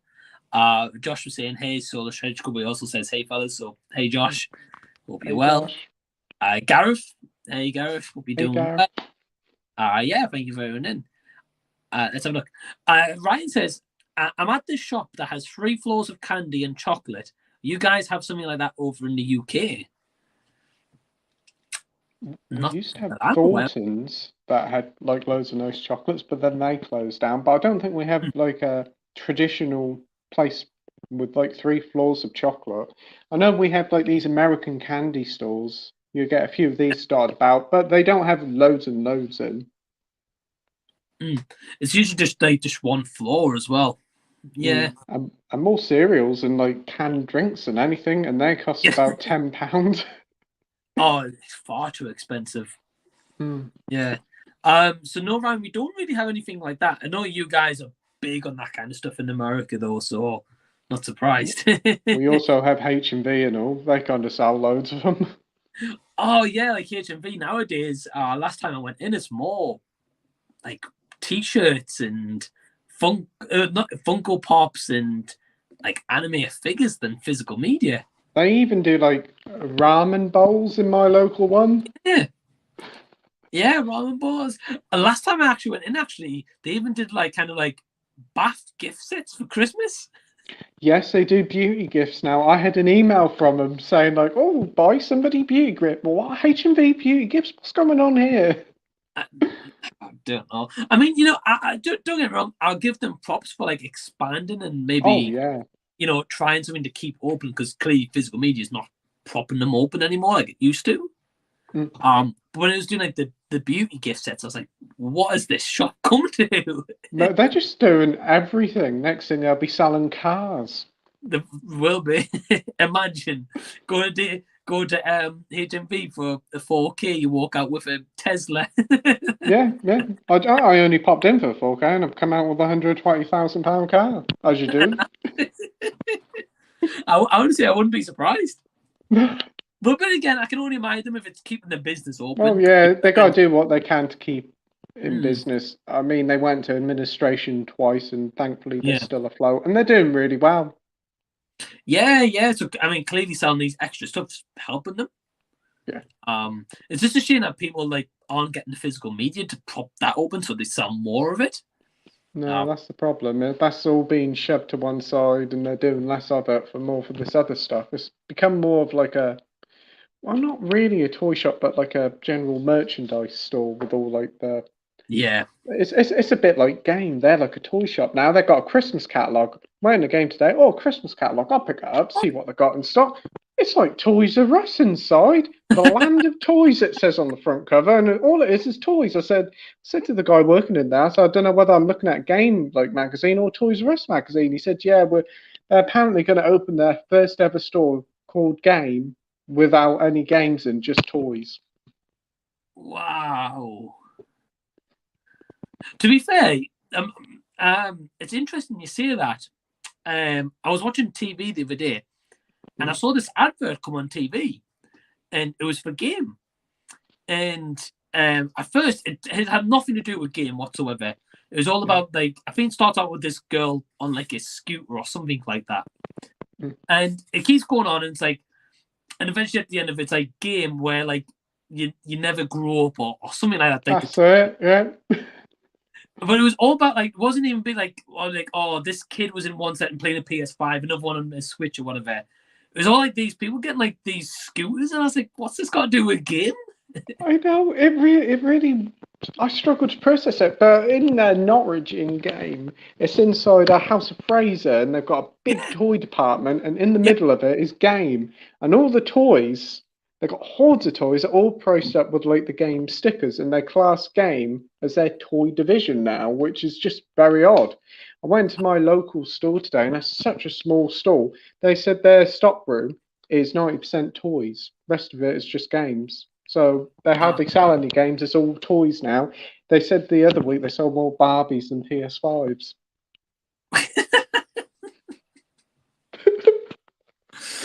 Oh, it just goes to show how bad it's getting, though. Yeah. I miss these stores. Like, I miss Blockbuster. I miss going into, like, because you're right though. Like, because game, like, at least they still sell physical games. I'll give them that, and at least HMV still sell physical media. Yeah. But it's like when they released the PS5, it was like, oh, do you want the digital version or the disc one? I was like, disc one any day of the week. Yeah, because it's a bit funny them selling the digital version, because that's the thing that's putting them out of business. Digital copies. Right? Yeah. Because the thing is, if you go into the game store, you can't buy the game for digital. You have to buy like a gift card in a way to be like, all right, I'll put this in a PlayStation and get it from there. Yeah, like, I don't get it. It's not as if the game stores can sell a digital copy and people go and buy the digital copy and then just redeem the code online. Yeah. But sometimes they do it for Nintendo and sometimes they do it for the odd PlayStation or Xbox game, but it's not so much now. But the thing is, with digital, if you finished it, you paid 70 quid or if not more, because it's always charged more on the digital store than it is in store. And you can't trade it in. You can't give it to your friends. You're stuck with it now. Yeah. And yeah. Well, you might as well buy it. And if you're a person that likes to trade them in after completing them, it makes more sense. And then you can trade it in, buy a new game, rinse and repeat. Yeah. Yeah, I completely agree. Yeah, that's what I've always done. The one thing I don't understand about digital is if they want to go with this route in the future, which I guess makes sense, is why did not just do that, but for digital games? So say if we went and went on our PlayStations now, and we bought a 70 quid pound game, and say we complete it by Monday, they should have an option where you can choose to delete that game, or get rid of it completely. But like PlayStation buys it back, but gives you like credit in your wallet to buy another game. So kind of like a trade-in, so you don't have it anymore, but you get money in your wallet towards like another purchase. That would be a wonderful idea, but Sony are too tight to do that at the end of the day. You think about it, if you buy it from Sony through the PS Store, they're getting the full 70 quid. They're not getting the middleman with game or the shipping costs or anything. It's straight onto there. I think with digital, they should be about 20% cheaper because they haven't got the packaging, they haven't got the store fees or anything, so they should be cheaper straight away to get people in. But I think with future with digital, it's going to go down the Xbox Game Pass route. It's going to be a streaming service. How Xbox is doing it, whilst I'm not keen on it, I think they're doing it the best way. You pay a monthly fee, you get access to all the games, and from what I'm hearing, Xbox are doing really well with it. Yeah, I've heard the same. And I know, like, so I just upgraded to the PS Premium. Yeah. First time I've ever had it, because I've always just usually had the normal membership. Yeah. But I wanted to see what this premium is all around and like the extra streaming and stuff you get. And the streaming isn't great. No, it isn't. No, I had the premium tier when it first came out, and it's all right, but there's not enough extra games being added to that to make it worth the extra month. That's why I went with the second tier. I think it's extra or something. You get access to 400 games. All right, you can't stream them, but you download them, so they run better quality because they're native of the system. The problem is with Sony's streaming, they're running off PlayStation 3 streaming, so it's quite old. With Xbox, it's running through like all the Microsoft digital whatever, so it runs much better. I've noticed that, and I think they really need to upgrade it like immediately because I was because I got it the other day, so I was looking through the catalog time. And I was like, oh, mint! I was like, all Ratchet and Clanks on PS3, the Sly trilogy, like everything. I was like, awesome! I'm going to spend hours in here. So straight away I went on stream because there wasn't a download option, and it was running on the PS3, like literally the PS3, like loading screens and saves, and I was like, what the hell's this? And the quality was terrible. When you got a trophy, it was like literally PS3 trophy, like notification. It's just running off the PS3 systems on the cloud. It's not very good. I think the way with digital gaming, how it's going to go is that you're going to get your physical copies. I still think there will be, because I think Nintendo will still keep it going because they're always quite behind compared to PlayStation and Microsoft. I think you'll have your physical copy, and I think you'll have your little box that'll be able to stream them, and you pay so much a month, like Game Pass. I think that's going to be the future. Yeah. Well, especially as you said, if Xbox is doing it the best, and I know my nephew has Xbox and he does that.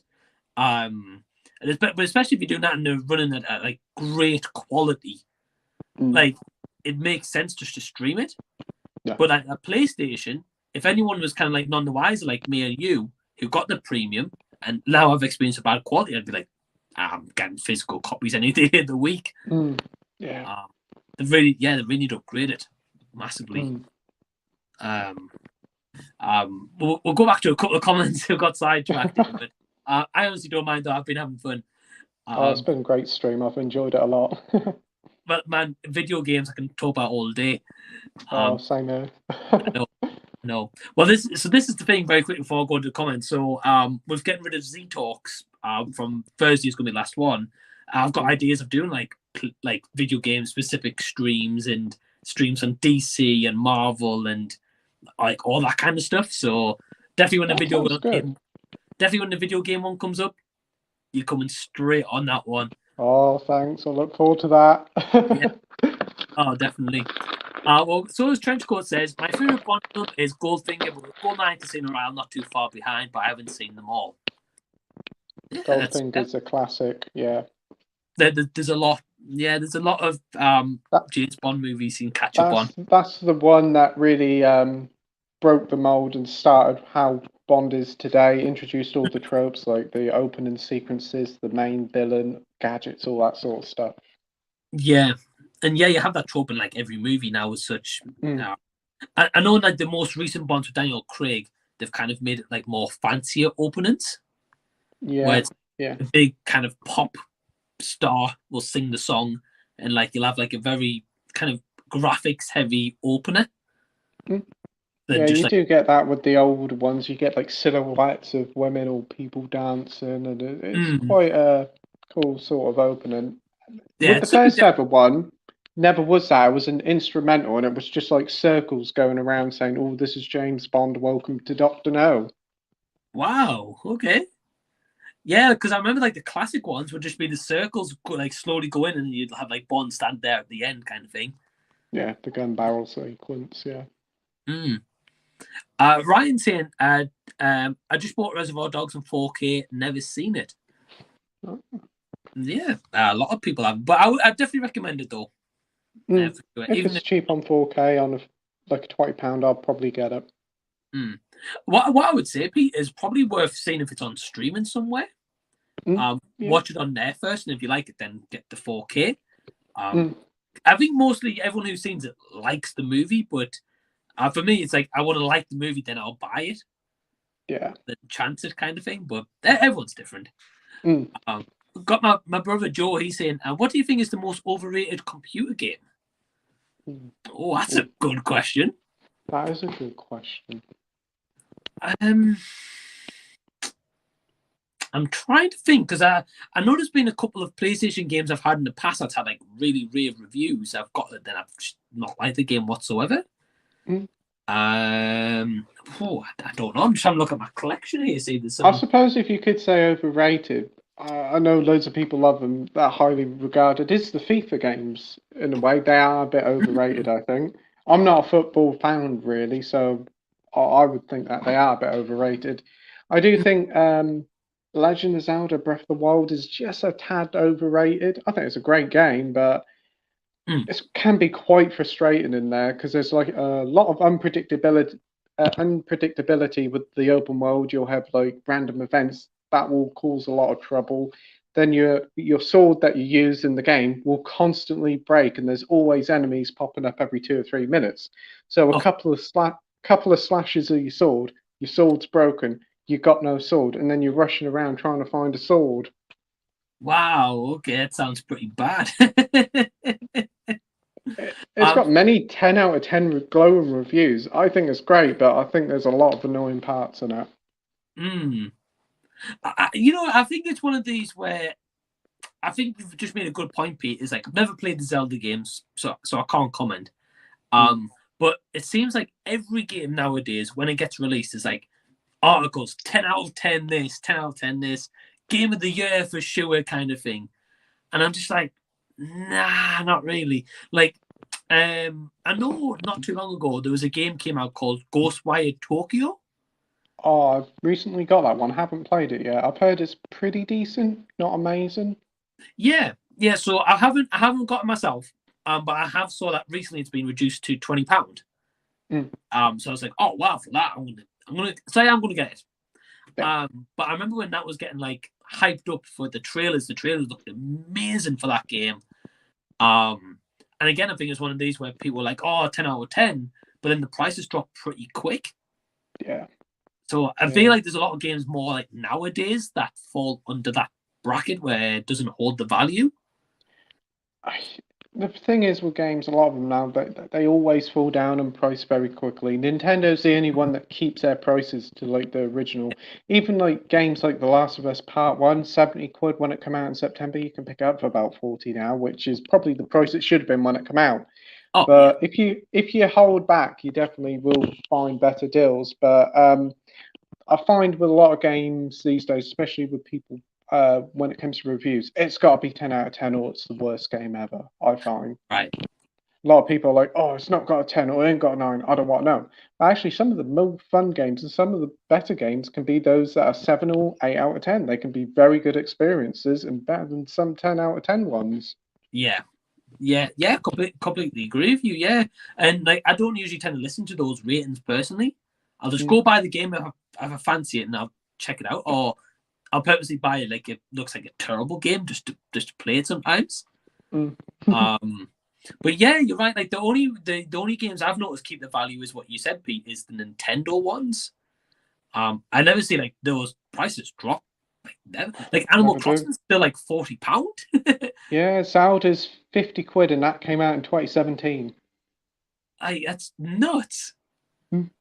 But I quite like that it's kept its price though. At least it shows value. Oh, Nintendo games, if you want to collect anything, they're the best things to do because they still hold the prices. Pokemon games on the Game Boy, like 20 years old, £200 plus on CEX. Oh, yeah, like sometimes I've seen them in CEX, like even without the boxes, just the cartridge. Like the old Pokemon, like say Pokemon Yellow, went into CEX not long ago, 70 quid just for the cartridge. Yeah. It's nuts.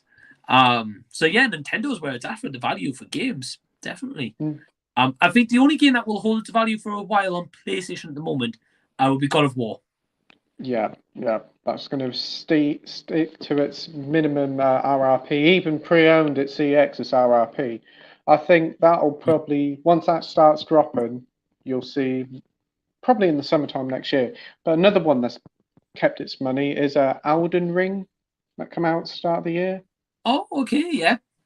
I got it in the autumn time, August time, 50 quid. I thought, oh, it's going to drop. Never dropped. It's been 50 quid. Even through Black Friday, it's been 50 quid. It has not dropped from that. Fantastic game, but proves that if a game keeps selling, it won't drop. I know it's done really good, like 20 odd million copies sold. Wow, okay. Wow. Yeah, I'm not surprised it's not dropped. Because they usually drop price when they're not selling. Games now don't really, I guess. Yeah. I know I picked up the Saints Row today. That hasn't done very well with critics all selling very well, but That dropped to 25 quid, and I do like those silly open world games, and I thought, that's fair enough for that price. Yeah, that one dropped pretty quick, I noticed. I remember their previous one, Agents of Mayhem, was like 55 quid when it came out. I got it about 2 or 3 weeks after it came out for 5 quid from Sainsbury's. Yeah, I remember. I remember that happening. I was like, wow, really? Clearly tanked. Yeah, it's nuts. Well, very quickly before we go to Ryan's comment, I was saying about God of War. I went to Smith's the other day and part of their Black Friday. They had the PS4 one. That was for £8. That's a great deal. That's on the PlayStation Hits, isn't it? That's their cheaper label one. See, the Platinum back in the day, I think it was called. Yeah, because like stuff like Gran Turismo, Horizon, and God of War in about 3 or 4 years' time, that will go on that label for the PlayStation 5. Yeah, oh, absolutely. And I'd rather have it where it didn't have that label. But when I saw it for £8 sale, I was like, I'm not saying no. In America, those editions are actually in red cases instead of blue cases. Really? Yeah. Oh, I would love that in a red case. Yeah, the red cases look that's all really good. Violence, that would suit that to the ground. Oh, totally. Oh, wow, okay. Yeah, Pete, I'm definitely getting you on the PlayStation themed live stream. Definitely.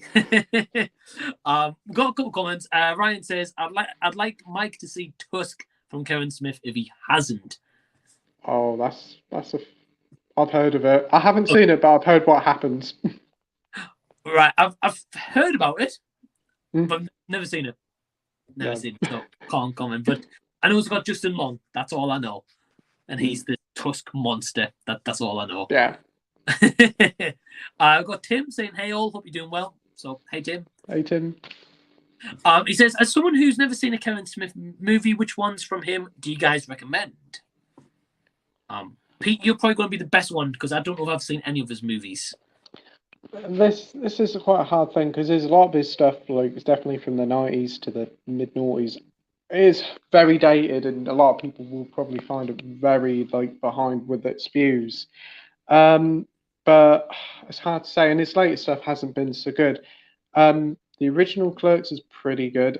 Chasing Amy is. There's also Dogma, but again, they are very outdated with their terms. But the characters are very well written, so probably giving some of them a go. But if you go and watch them, be warned, they're a product of their time, and you may get offended. Some people can.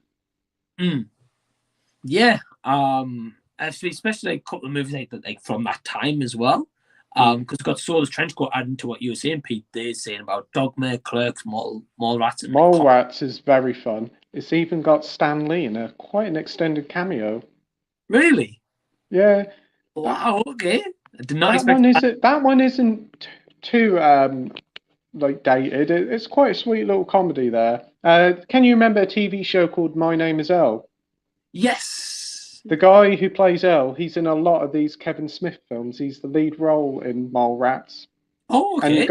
And you got Ben Affleck in there as well, in quite a role that you've never seen him in before at the time. Wow. Okay. Yeah, I heard about Ben Affleck in like cameos on like Matt Damon. Matt Damon has appeared in a few. I think he's in Dogma with Ben Affleck. Ben Affleck's been a lot of them. I think Michael Rooker's in Mallrats as well. It's a bit like Adam Sandler in a way when he made his movies. Like he'd have the same people cameo kind of thing. Yeah, I think Smith they were all friends at the time, and they were all young students when he made the film, so they've all come back. Yeah. So it's like a family, and the way that he's written the characters, they are very likable. Yeah, I can imagine, and again, it's like, especially if you've seen all those movies, like, oh, Matt Damon's in this one, right? Well, what's he going to be in this kind of movie, kind of thing? So, yeah, Cop Out is a Bruce Willis film, actually. Oh wow, okay, I did not know that. That's cool. No, I've never seen it. Tim Scott saying, also not bringing up an old topic, but I am one for super excited for Avatar 2. As someone who got to see the 3D remaster, I was in awe of how good it still looks. I can definitely agree with this. Yeah, I saw the remaster, like the 3D, and it looked great. So the visual style of number 2, I can imagine only just top that, you know. I can imagine the 3D is going to be the big push for it, and a lot of people want to see in it with 3D. Oh, 100%. The next comment he says was quite funny. He says, "Can't wait to bust the fat nut over now."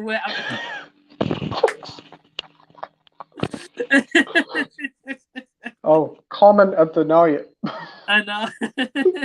I was not expecting that. Well, Tim, I hope if you do bust the fat nut, man, Brilliant. you don't get any injuries.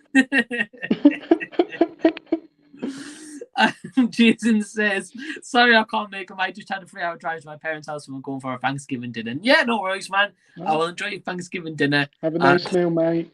Yeah, just don't bust the nut like Tim. You'll be all right. Let's have a look. I've got Jordan saying, "Hey, Jason, have a Thanksgiving." Yeah, absolutely. The Bean voice is hilarious. So Joe's going, yeah, absolutely. Yeah. He's got a couple of comments here, though. Joe says, "HMV will be closed in 2 years. It's been struggling for a long time. Such a shame. Not the shop it used to be. Obviously, the physical media isn't doing well for them." Yeah, the Blu-rays and that, I think, definitely aren't doing so well, but all this, like, the vinyls are the top selling. I know I've spoke to the manager of mine, and they said, like, it's where it's at. People go in there and pay £100 for 2 vinyls, no problem. Yeah. They said 4K is actually doing quite well in that store, but obviously that's that store. But as a company as a whole, pop vinyls, all this Japanese food and all that do really well. And they've expanded on it more. So I don't know whether it will be closed within 2 years, because they're opening loads of new stores. It seems to be opening like 50 in the next year. Oh, wow. But I do think like they will change their way of business, focusing less on the media, because it's called the H&V shop now, not H&V in a lot of places. Yeah, I noticed that as well.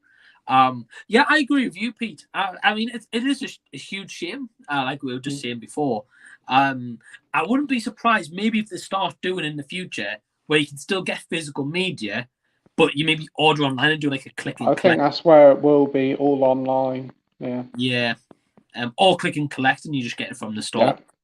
Similar to what games doing with their toys. Yeah, I think the issue is with HMV that I've noticed is, especially with CEX, whenever you see a HMV somewhere, CEX is like right not far from it at all. Yeah.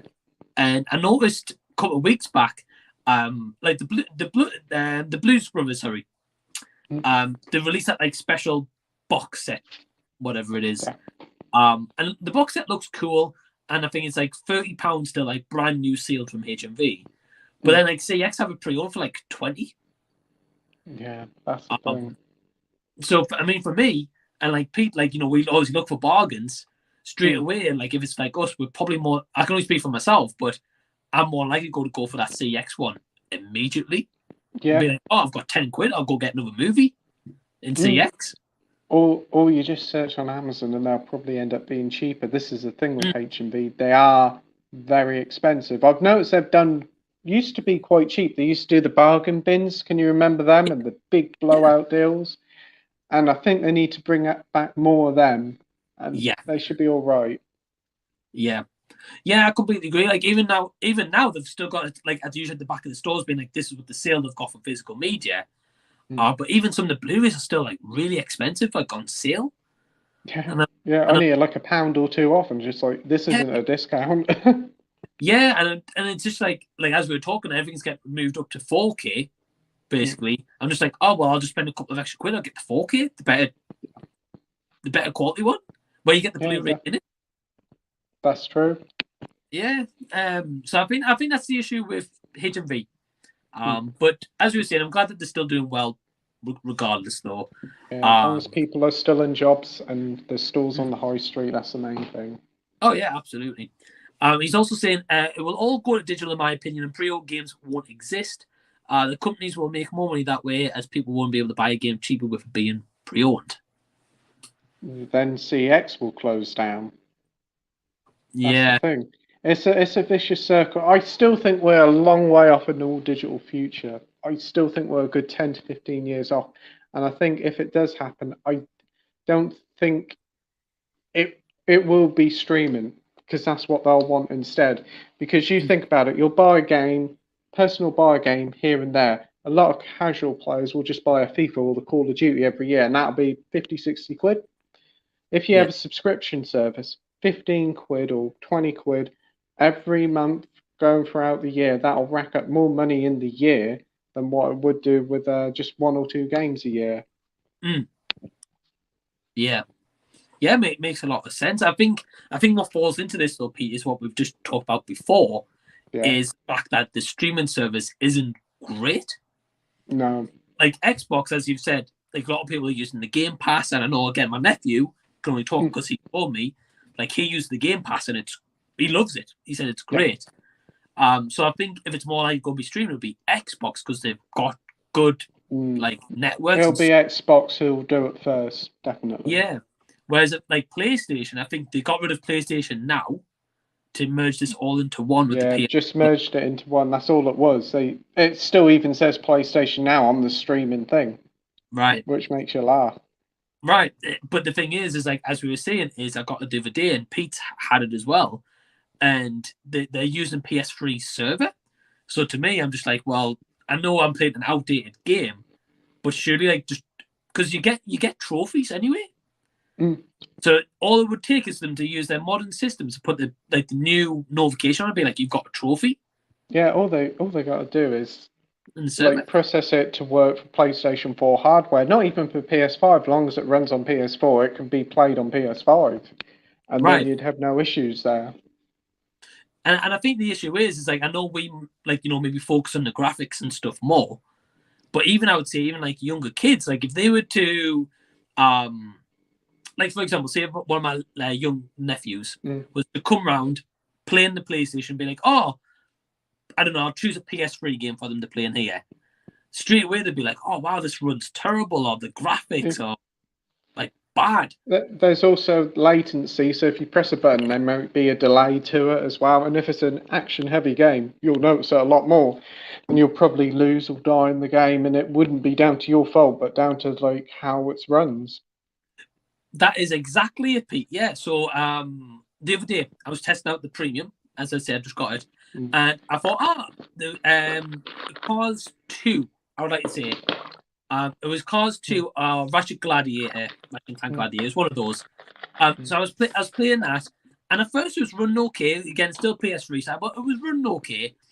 And then again, like the latency was starting to catch up a little bit, and it was falling behind. And I literally got to the point I was playing, and I was like, it can't keep up with the stream, closing down in 20 seconds. And I was playing along, and it just closed off in 20 seconds. I was like, what the hell's this? And the Switch has a lot of stream-only cloud games, like the Resident Evil ones, Playtale Requiem, and I can't remember, a few other ones, Guardians of the Galaxy. And you pay £50 to £60 to stream the game. You don't even own it, you just stream the game. A bit like Google Stadia. Yeah. And apparently these games run dreadfully. Really? Yeah. You can download a demo, like 10 minutes, just a trial to see if it runs. I've done it for many games. I did a review for Control, and that was horrendous on it. But you download it, and you'll play it, and it's like running at about 5 frames a second, and then it just crashes. And like something like that is just going to implore yourself to be like, oh, just get the physical copy. Yeah, and you paid that money, and the problem is with Nintendo, they don't do refunds much often, so that's the thing. Right. And if they turn off that server in 2 years' time, you've lost that game. That's shocking. Like, yeah, I think to what you're saying up here, I think it's going to be physical for a while, because especially pre-owned games like while Game exists and while CX and stuff exist, especially like say a game. They sell, say, God of War, £70 brand new. Someone comes back to trade that in to complete that for a couple of days. They'll give them like 30 quid for it or whatever. Yeah. And they'll sell it for 50 pre-owned. So they're just making another 20 quid on top of it, kind of thing. Yeah. So, yeah, I don't think they're going anywhere for now, at least anyway. But Joe's also saying, and we'll always, I think, to add on to this about going digital and being pre-owned, it says, and we'll have to pay full price for a great game. It's all just greedy. Problem is, these companies know that going digital won't affect them, as people will always buy games regardless of format. Yes, like the new Call of Duty has done 1 billion in a day or two. It's done incredible numbers. Did you hear about Microsoft buying Activision? Yes, did that happen? It's still going through legal talks, and PlayStation are really putting on their parts a tantrum, saying if they buy Activision and Call of Duty, apparently they said PlayStation won't exist anymore. Right. Yeah, No. they're saying, PlayStation won't be able to do very well anymore. But Microsoft have said, we're going to give you a 10-year deal that Call of Duty, we promise, will be on every single year for the next 10 years. It's not going nowhere. They want to bring it to more platforms, but they're just like, they're putting on the parts over it. Nah, that sounds like PlayStation throwing a tantrum for no reason. Oh, they're going through the courts here in the UK, and apparently the courts over here don't know what to do. So they're asking people to fill out a form online to ask them whether that should happen or not. Personally, I think Microsoft should buy them. I think they're a good company with good ethics. Activision, there's been a lot of controversy there with the manager and the directors and all that, and I think clean slate, get rid of them, put it under the Microsoft banner. I do believe that it will come to everything. Look at Minecraft. That's owned by Microsoft. That's on everything. If it makes money, it will come to everything. Right. And as you said, with Minecraft, for example, if Microsoft own that and it is on PlayStation, PlayStation's still going to make money of that. Yeah, Call of Duty still come. You'll probably just get some exclusive skins or some new maps come a little bit earlier to Xbox, which is fair enough. And the thing is with Microsoft, right, is if they bought Activision, which have Call of Duty, the last thing they're going to do is like say, Sony, you're not having that, when they can charge Sony a fee to give them the game, and Sony can still make money, but the ultimate profit goes to Microsoft while Sony still make money. Like, everyone's going to win at the end of the day with that deal. Yeah. I personally think it's a much more better deal, and it'll be good for the workers there because, fortunately, with Activision, there's too much crunch with the games, trying to get them out and forcing the workers to do silly hours. It's frankly unacceptable. Yeah, it would definitely do better at Microsoft. I hope it goes. Yeah, that would be awesome. Yeah, I just feel like the COD games do get like kind of just launched out pretty quick. Yeah, bit like FIFA once a year. Yep. Oh, right, when they're £5, like I picked one up, but I wouldn't pay 70 quid or 60 quid for them. Nah, not at all. It's just like FIFA. You know, it's like every year, like cool, but it's like even on the PlayStation, it doesn't update that much a year. No. So it's not worth it. It's like if you're going to get FIFA, wait like 3 or 4 years. Then by then, just wait for a good update. Yeah, if you wait until the summertime, like this FIFA, wait until the summertime. I'll go down to a tenner in Tesco or somewhere. They always do a summer sale for FIFA, and it's super cheap. Yeah. Well, I noticed like the new wrestling game, WWE 2K22. That was on sale on Smith's the other day for £20 PS5. That released like really early in the year. That released in February, March time. So yeah, that probably will do. Now, 20 quid. Brand new. Deal. Yeah. So like said, absolutely right. It'll just go down in price. But like going back to Sony, you were saying about they wouldn't be able to survive, but yet they've just announced like God of War's like the fastest selling game ever. They're the fastest selling game for them. 5.1 million copies in 7 days, which is very, very good. But you hear Pokemon sales. This Pokemon game, the new one's got horrendous technical issues. Like if you search online for them, it's hilarious. It's nightmare fuel. You know, like in cartoons, the characters' eyes pop out like that. Yes. There's a glitch with the characters going like that, their eyes, whilst Pokemon battles. Or you get strangers just walking into the Pokemon battles and the Pokemon attack them instead of the Pokemon. I saw that on TikTok. Yeah, it's like real bad. But anyway, it's a technical mess. It's sold over 10 million copies in 3 days. It's the fastest selling game in history for one console. It's the fastest selling Nintendo game, fastest selling Switch game. It's broke several different records. So, and Nintendo hasn't got Call of Duty, and they're still doing very well. The thing is, though, Pokemon's got like a well-established franchise, and every year, because like Pokemon cards have taken off again, and Yeah. collectibles now of like Logan Paul's probably been a big influence with that and stuff. But again, that just boosts the fan base. Yeah. And as you said with Nintendo, as soon as they put something out Pokemon, people's on that immediately. And with the Switch, it's sold more consoles than the PS4. Yeah. It has. It's like 112 to 115 million, I think. I'm very certain it's nearly hit 20. So Well, again, not bad for a console that doesn't have Call of Duty. So right. what Sony's saying is a bit null or void. Yeah. Yeah, no, I completely agree. So I used to have a Switch. Now my nephew has it. But like even then though, the Switch is a great console. From what I had, it's just the games are pricey, but we've talked about that. Yeah.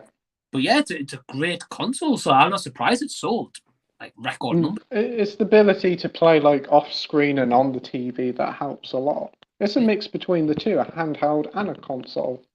I wish PlayStation did that. And I know they were trying to back when with the PS Vita. And I like at the time when they had that, I was like, wow, this is amazing. I can take it from there and just play my handheld, which was great. But they don't really do that. No. And I think that's where they're missing out. Because like if PlayStation did it where they had like, okay, they had like a Switch like this, had the graphics capability, maybe they had to build it as like a bulkier gaming system to hold it. And you could take that on the go. That would sell massive units. It would do definitely well, but the biggest problem is like whether the technology is there and the price of the stuff. See, Sony's been very greedy this generation. They've put the price up of the games by £10. Normally it used to be a £60 game, but they put it through first, £70. Then they put the PlayStation 5 up by £30. Xbox says, if we do it, we'll let you know. They said we may do it after Christmas, but they've let people know. Sony's just done it straight away. And Nintendo aren't putting theirs up yet. But yeah, it's just shocking, really. Yeah, it's expensive. And as you were saying, like one interesting thing that you were saying, which I agree with, is you're talking about The Last of Us, and they've done like a remaster or something like that for PS5. It's supposed to be a remake. It does definitely look nicer, but they've stripped out the online multiplayer, just put the single player on. And I think for £70 is a lot of money. 40, maybe 50, fair enough, but not 70. I see. I don't even think £40 though, because it's the first game which has been released X amount of years ago, and yeah, they might have polished up so it looks great. That's fantastic, but like 70 quid. Oh, 70 quid's ridiculous. And also, I do kind of believe that it would run on the PS4 looking like that because they're using the same graphics engine as The Last of Us Part 2. So, arguably, you could get it on PS4. Right.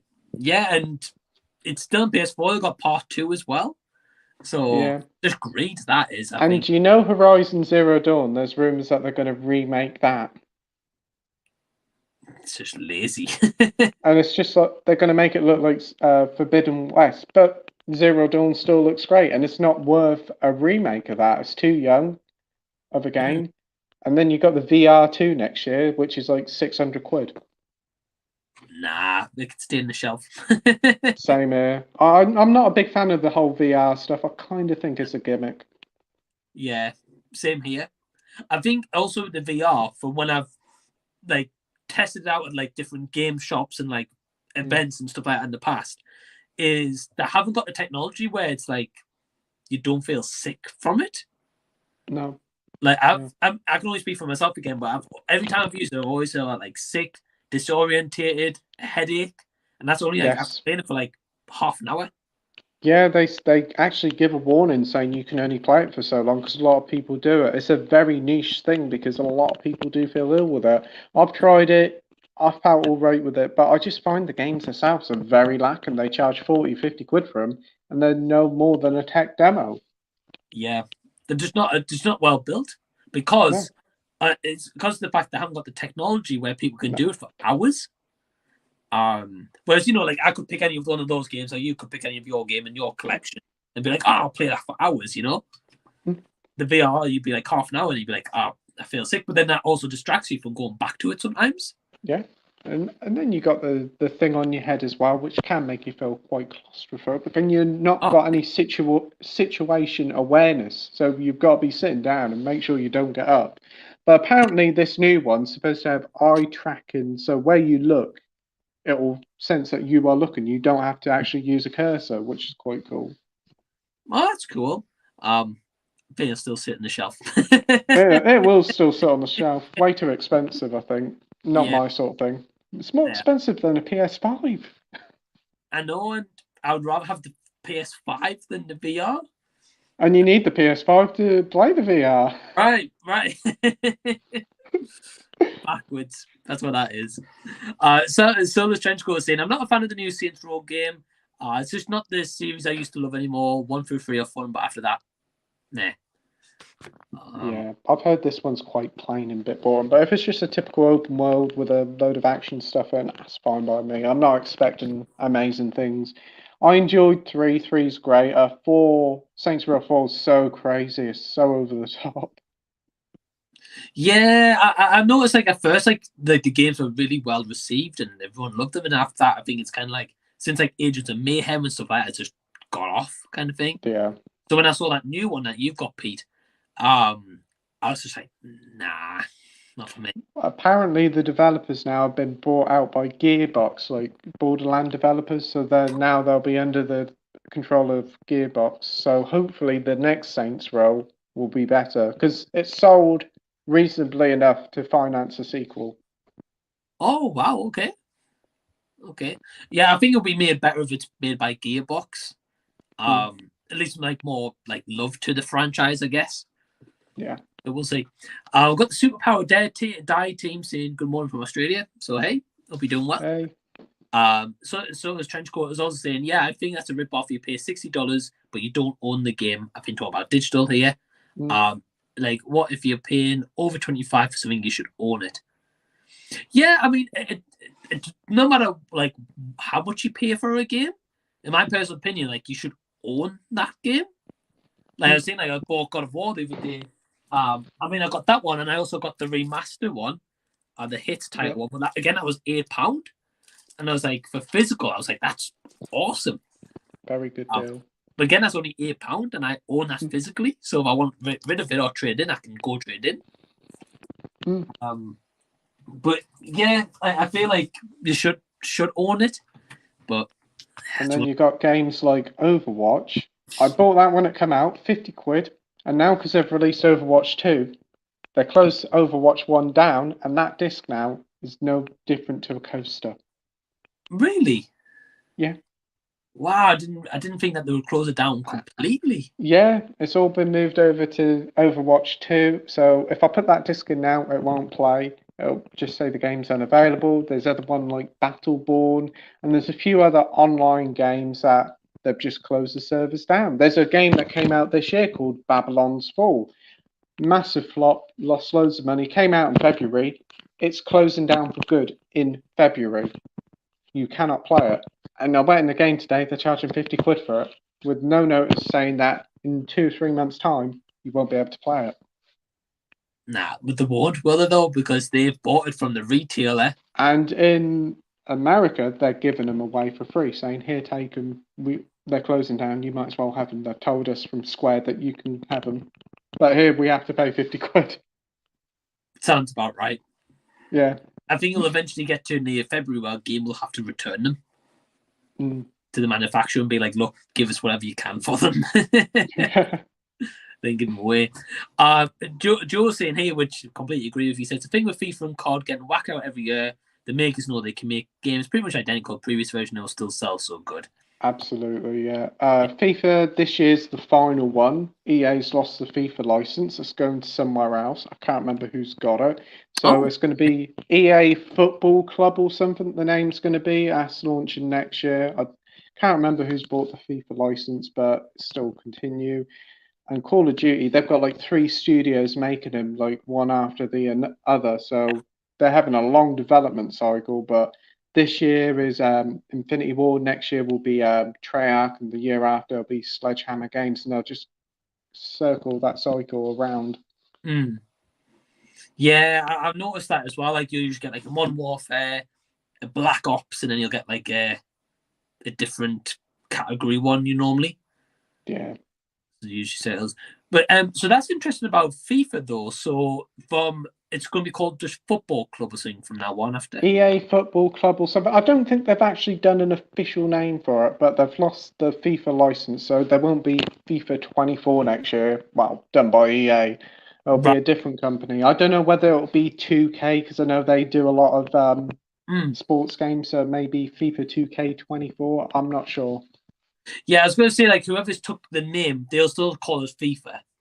But EA will probably make like a replica. Oh, EA will still do brilliant money with it. It'll still sell well because it's EA. Yeah, I was going to say. And that's the thing, because they know it sells so well. And like you were saying, Pete, like FIFA on the Switch, I thought would tank. Clearly hasn't tanked. Yeah, you know, they can get away with making one update and they'll be like, oh, we've introduced women's football team this year. There's your update for the year kind of thing. Yeah, I went into game today and the new Just Dance come out, 2023, whatever, 50 quid on PS5. Not that I play it, well, I have played them in the past, but it's 50 quid. No disc in the box, there's a code in the box for 50 quid. What, really? Yeah, the Switch version is, and I thought, is it PlayStation version is just a code in the box, 50 quid sealed. Nah, I'd be like, I want a disc. Yeah, that's another thing I don't like about Switch games. There's a lot of them. If you don't get them on the first print, they'll go code in the box. It's just good. What's the difference to just getting a digital? Yeah, you might as well, because you've got to go online, scratch off the code, and put it in to get it. And it's wasting plastic at the end of the day because they produce this case for nothing. Yeah, wasting plastic, and then ultimately you're going to end up chucking that case out because you haven't got the game. Yeah. I don't see the mentality in it. They're cheap, I'll give it that. You get 2 for 20 quid, and for like family gamers on a budget, it does really well. But for collectors and for people who just collect games in general, it isn't a good deal. Yeah, I agree. Like, for example, like again, going back to the God of Wars I bought. Like for me, like you were saying there, Pete, if I bought them the other day and I found out they only had codes in, I'd be fuming. Oh boy. Yeah, like, because why sell the box without a code? I know one thing I'll give them credit for with a game is, you know, if you buy like a PlayStation gift card, a voucher now, you used to get the card, but now they just give you like a till receipt and the code on the receipt. Yeah. So at least it's just paper. So obviously that's not too bad, but yeah, in the box that's weird. I've never heard of that. That's strange. Yeah, that seems to be a common practice. A lot of people have been caught out on that. I've been in game before, there have been people saying, like, hey, I bought this and there's just a code in it. And they do have to tell you now when you buy them, like, hey, before you buy this, make sure you know that it's just a code in the box. There's no disc or cartridge in it. And people are like, what? And then they buy the physical proper version. Well, I think that should be advertised regardless, though. It actually does say it on the box. It'll say, like, digital code, internet access required, but a lot of people just see the title, pick it up, take it to a till. A lot of people aren't aware. Yeah, unless it's kind of like in big writing. But I think like that's something that should be in big writing, because again, when you go into a game store and you see a box like that, you'd think, oh, great, they're going to go behind the counter, they're going to whip out the disc and put it in the box, or they're going to get you a sealed copy. You don't expect a digital code unless it's like a PlayStation voucher or Xbox voucher or something, you know? Yeah, that's true. Yeah, I think that's a bit of a weird one. It's a bit like the new Call of Duty. It's come out on disc. You'll pay 70 quid for the disc, but when you put the disc in your PlayStation or your Xbox, there's only 0.01% of the game on. It's like an access to it, and you have to download 150 odd gigabytes to actually play the game. So there's no point in the disc, really. What? The one thing I hate the most is putting a disc in nowadays, and straight away it's like, right, update file, 9 gig. I'm like, some of them are absolutely dreadful. I mean, I thought with like PlayStation, with being 4K discs, you would get more of the game on the disc, so you haven't got to download them. But no, it's dreadful. I preferred the PlayStation 4 where you got a data disc, so you put that one in, 45 minutes, then put the other one in, and you can play. A bit like Red Dead Redemption 2. I say I don't think I ever had any PlayStation 4 games that were like that. They all just single discs, so I've never experienced that. Yeah, that's the later ones like Final Fantasy VII, Last of Us. Right. Right, get you. That makes sense. But yeah, like, I don't understand why they have these big updates though. Like that Call of Duty one's ridiculous though. It is. All it is just an access. They should have put the whole game on the disc. But the thing is, with video games, it's the only media they can sell that's broken at launch and get away with it. Look at Cyberpunk. Oh, that was horrendous from what I heard. I don't even know if it's still fixed. I don't think it is. Apparently now it works much more better. They released a TV show on Netflix. Cyberpunk's doing incredibly well now. And it runs very well on PS5 and Xbox Series X. Yeah, I was going to say, I saw the anime series itself. The anime series was pretty good, to be honest. So again, I'm just going to ignite people to go back and buy the PlayStation game or Xbox game. So they kind of have to invest in it, really. Yeah, it's a weird one. I've got Soph saying, in Solar Trench Coats was saying, I'm not into VR, tried it once a while ago and it just wasn't fun and it felt sick. This was a couple of years ago, so not sure of the new tech or what. Yeah, a bit like what me and Pete were saying, we kind of think the same. They haven't improved it as far as I'm aware. It is newer tech, a bit like the Facebook one they done a few years ago. That Facebook one's about £1,000, but I'm not into all that stuff. I prefer like having a console controller, just sitting back, relaxing. I think if I had a game headset on all the time, I'd be on edge and just wouldn't feel comfortable playing.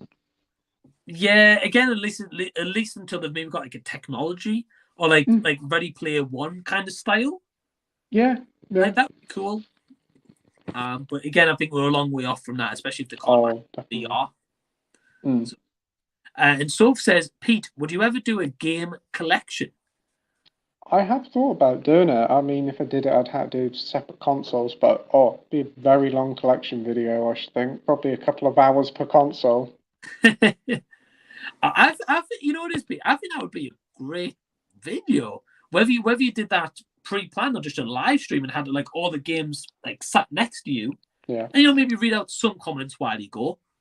Because I know if you did it, you'd get thousands of comments lining up, Oh, I think we had about 500 comments on Wednesday night. Couldn't keep up with them at all. So we just had to keep showing a few of them up and couldn't answer the questions. It was just like somebody was actually putting in the comment section, whoa, here goes 3 hours. Oh, here goes 4 hours. And just like, we're looking at this at the 6 hour and we're just like, wow. Wow, yeah. I mean, it's nuts when you get like that many comments to try to keep up. I think the only way you'd be able to do is a live stream and kind of just like ignore a lot of the comments, which I know you don't want to do, kind of thing. No, I try to get every single comment done during the stream. I unfortunately just had to show them and not talk about them on Wednesday night. But this was coming up to the 5th or 6th hour, and this was like midnight. If I did it, it probably would have been like about 4 o'clock in the morning before we finish. But it was a lot of fun. It was. Pete, at some point, I'm expecting a 24-hour stream on your channel. I don't think I could do that. I need the coffees lined up. Yeah, I know. Well, Soph was saying, I think that was her, Jason, saying about 3 hours had passed and stuff about the stream on Wednesday. Oh, Peter, yeah. Well, I'm getting from that, yeah. Well, pretty much, I think we're going to wrap up here with this hangout and chat because it's getting late. I know I've got to pick my partner up at some point. I don't know when, but some point. But yeah, Pete, thanks for joining me, man. Oh, thanks. It's been a pleasure. The 2.5 hours have just flown by. Oh man, yeah, and like the amount of conversation we've had about PlayStation probably took up the whole stream. Probably did, yeah. It could have been a gaming stream in its own right. Yeah, definitely got a plan to get you like a dedicated gaming stream, or like maybe talk about from like PlayStation 1 up to like present. I think that would be cool. That would be brilliant. Talk about some memories somewhere. We get a couple of other people on as well. I think that could be cool. So I agree. So keep an eye out for that. I've got Solis Trenchcoat saying, great show, guys. Stay frosty. So, yeah, thank you so much for watching. And yeah, the link to Pete's channel will be in the description box below after the stream. So go subscribe to him. Go check out his Wednesday night streams he does with Andy and Mike. And yeah, till next time, we will see you later. So, bye, everyone.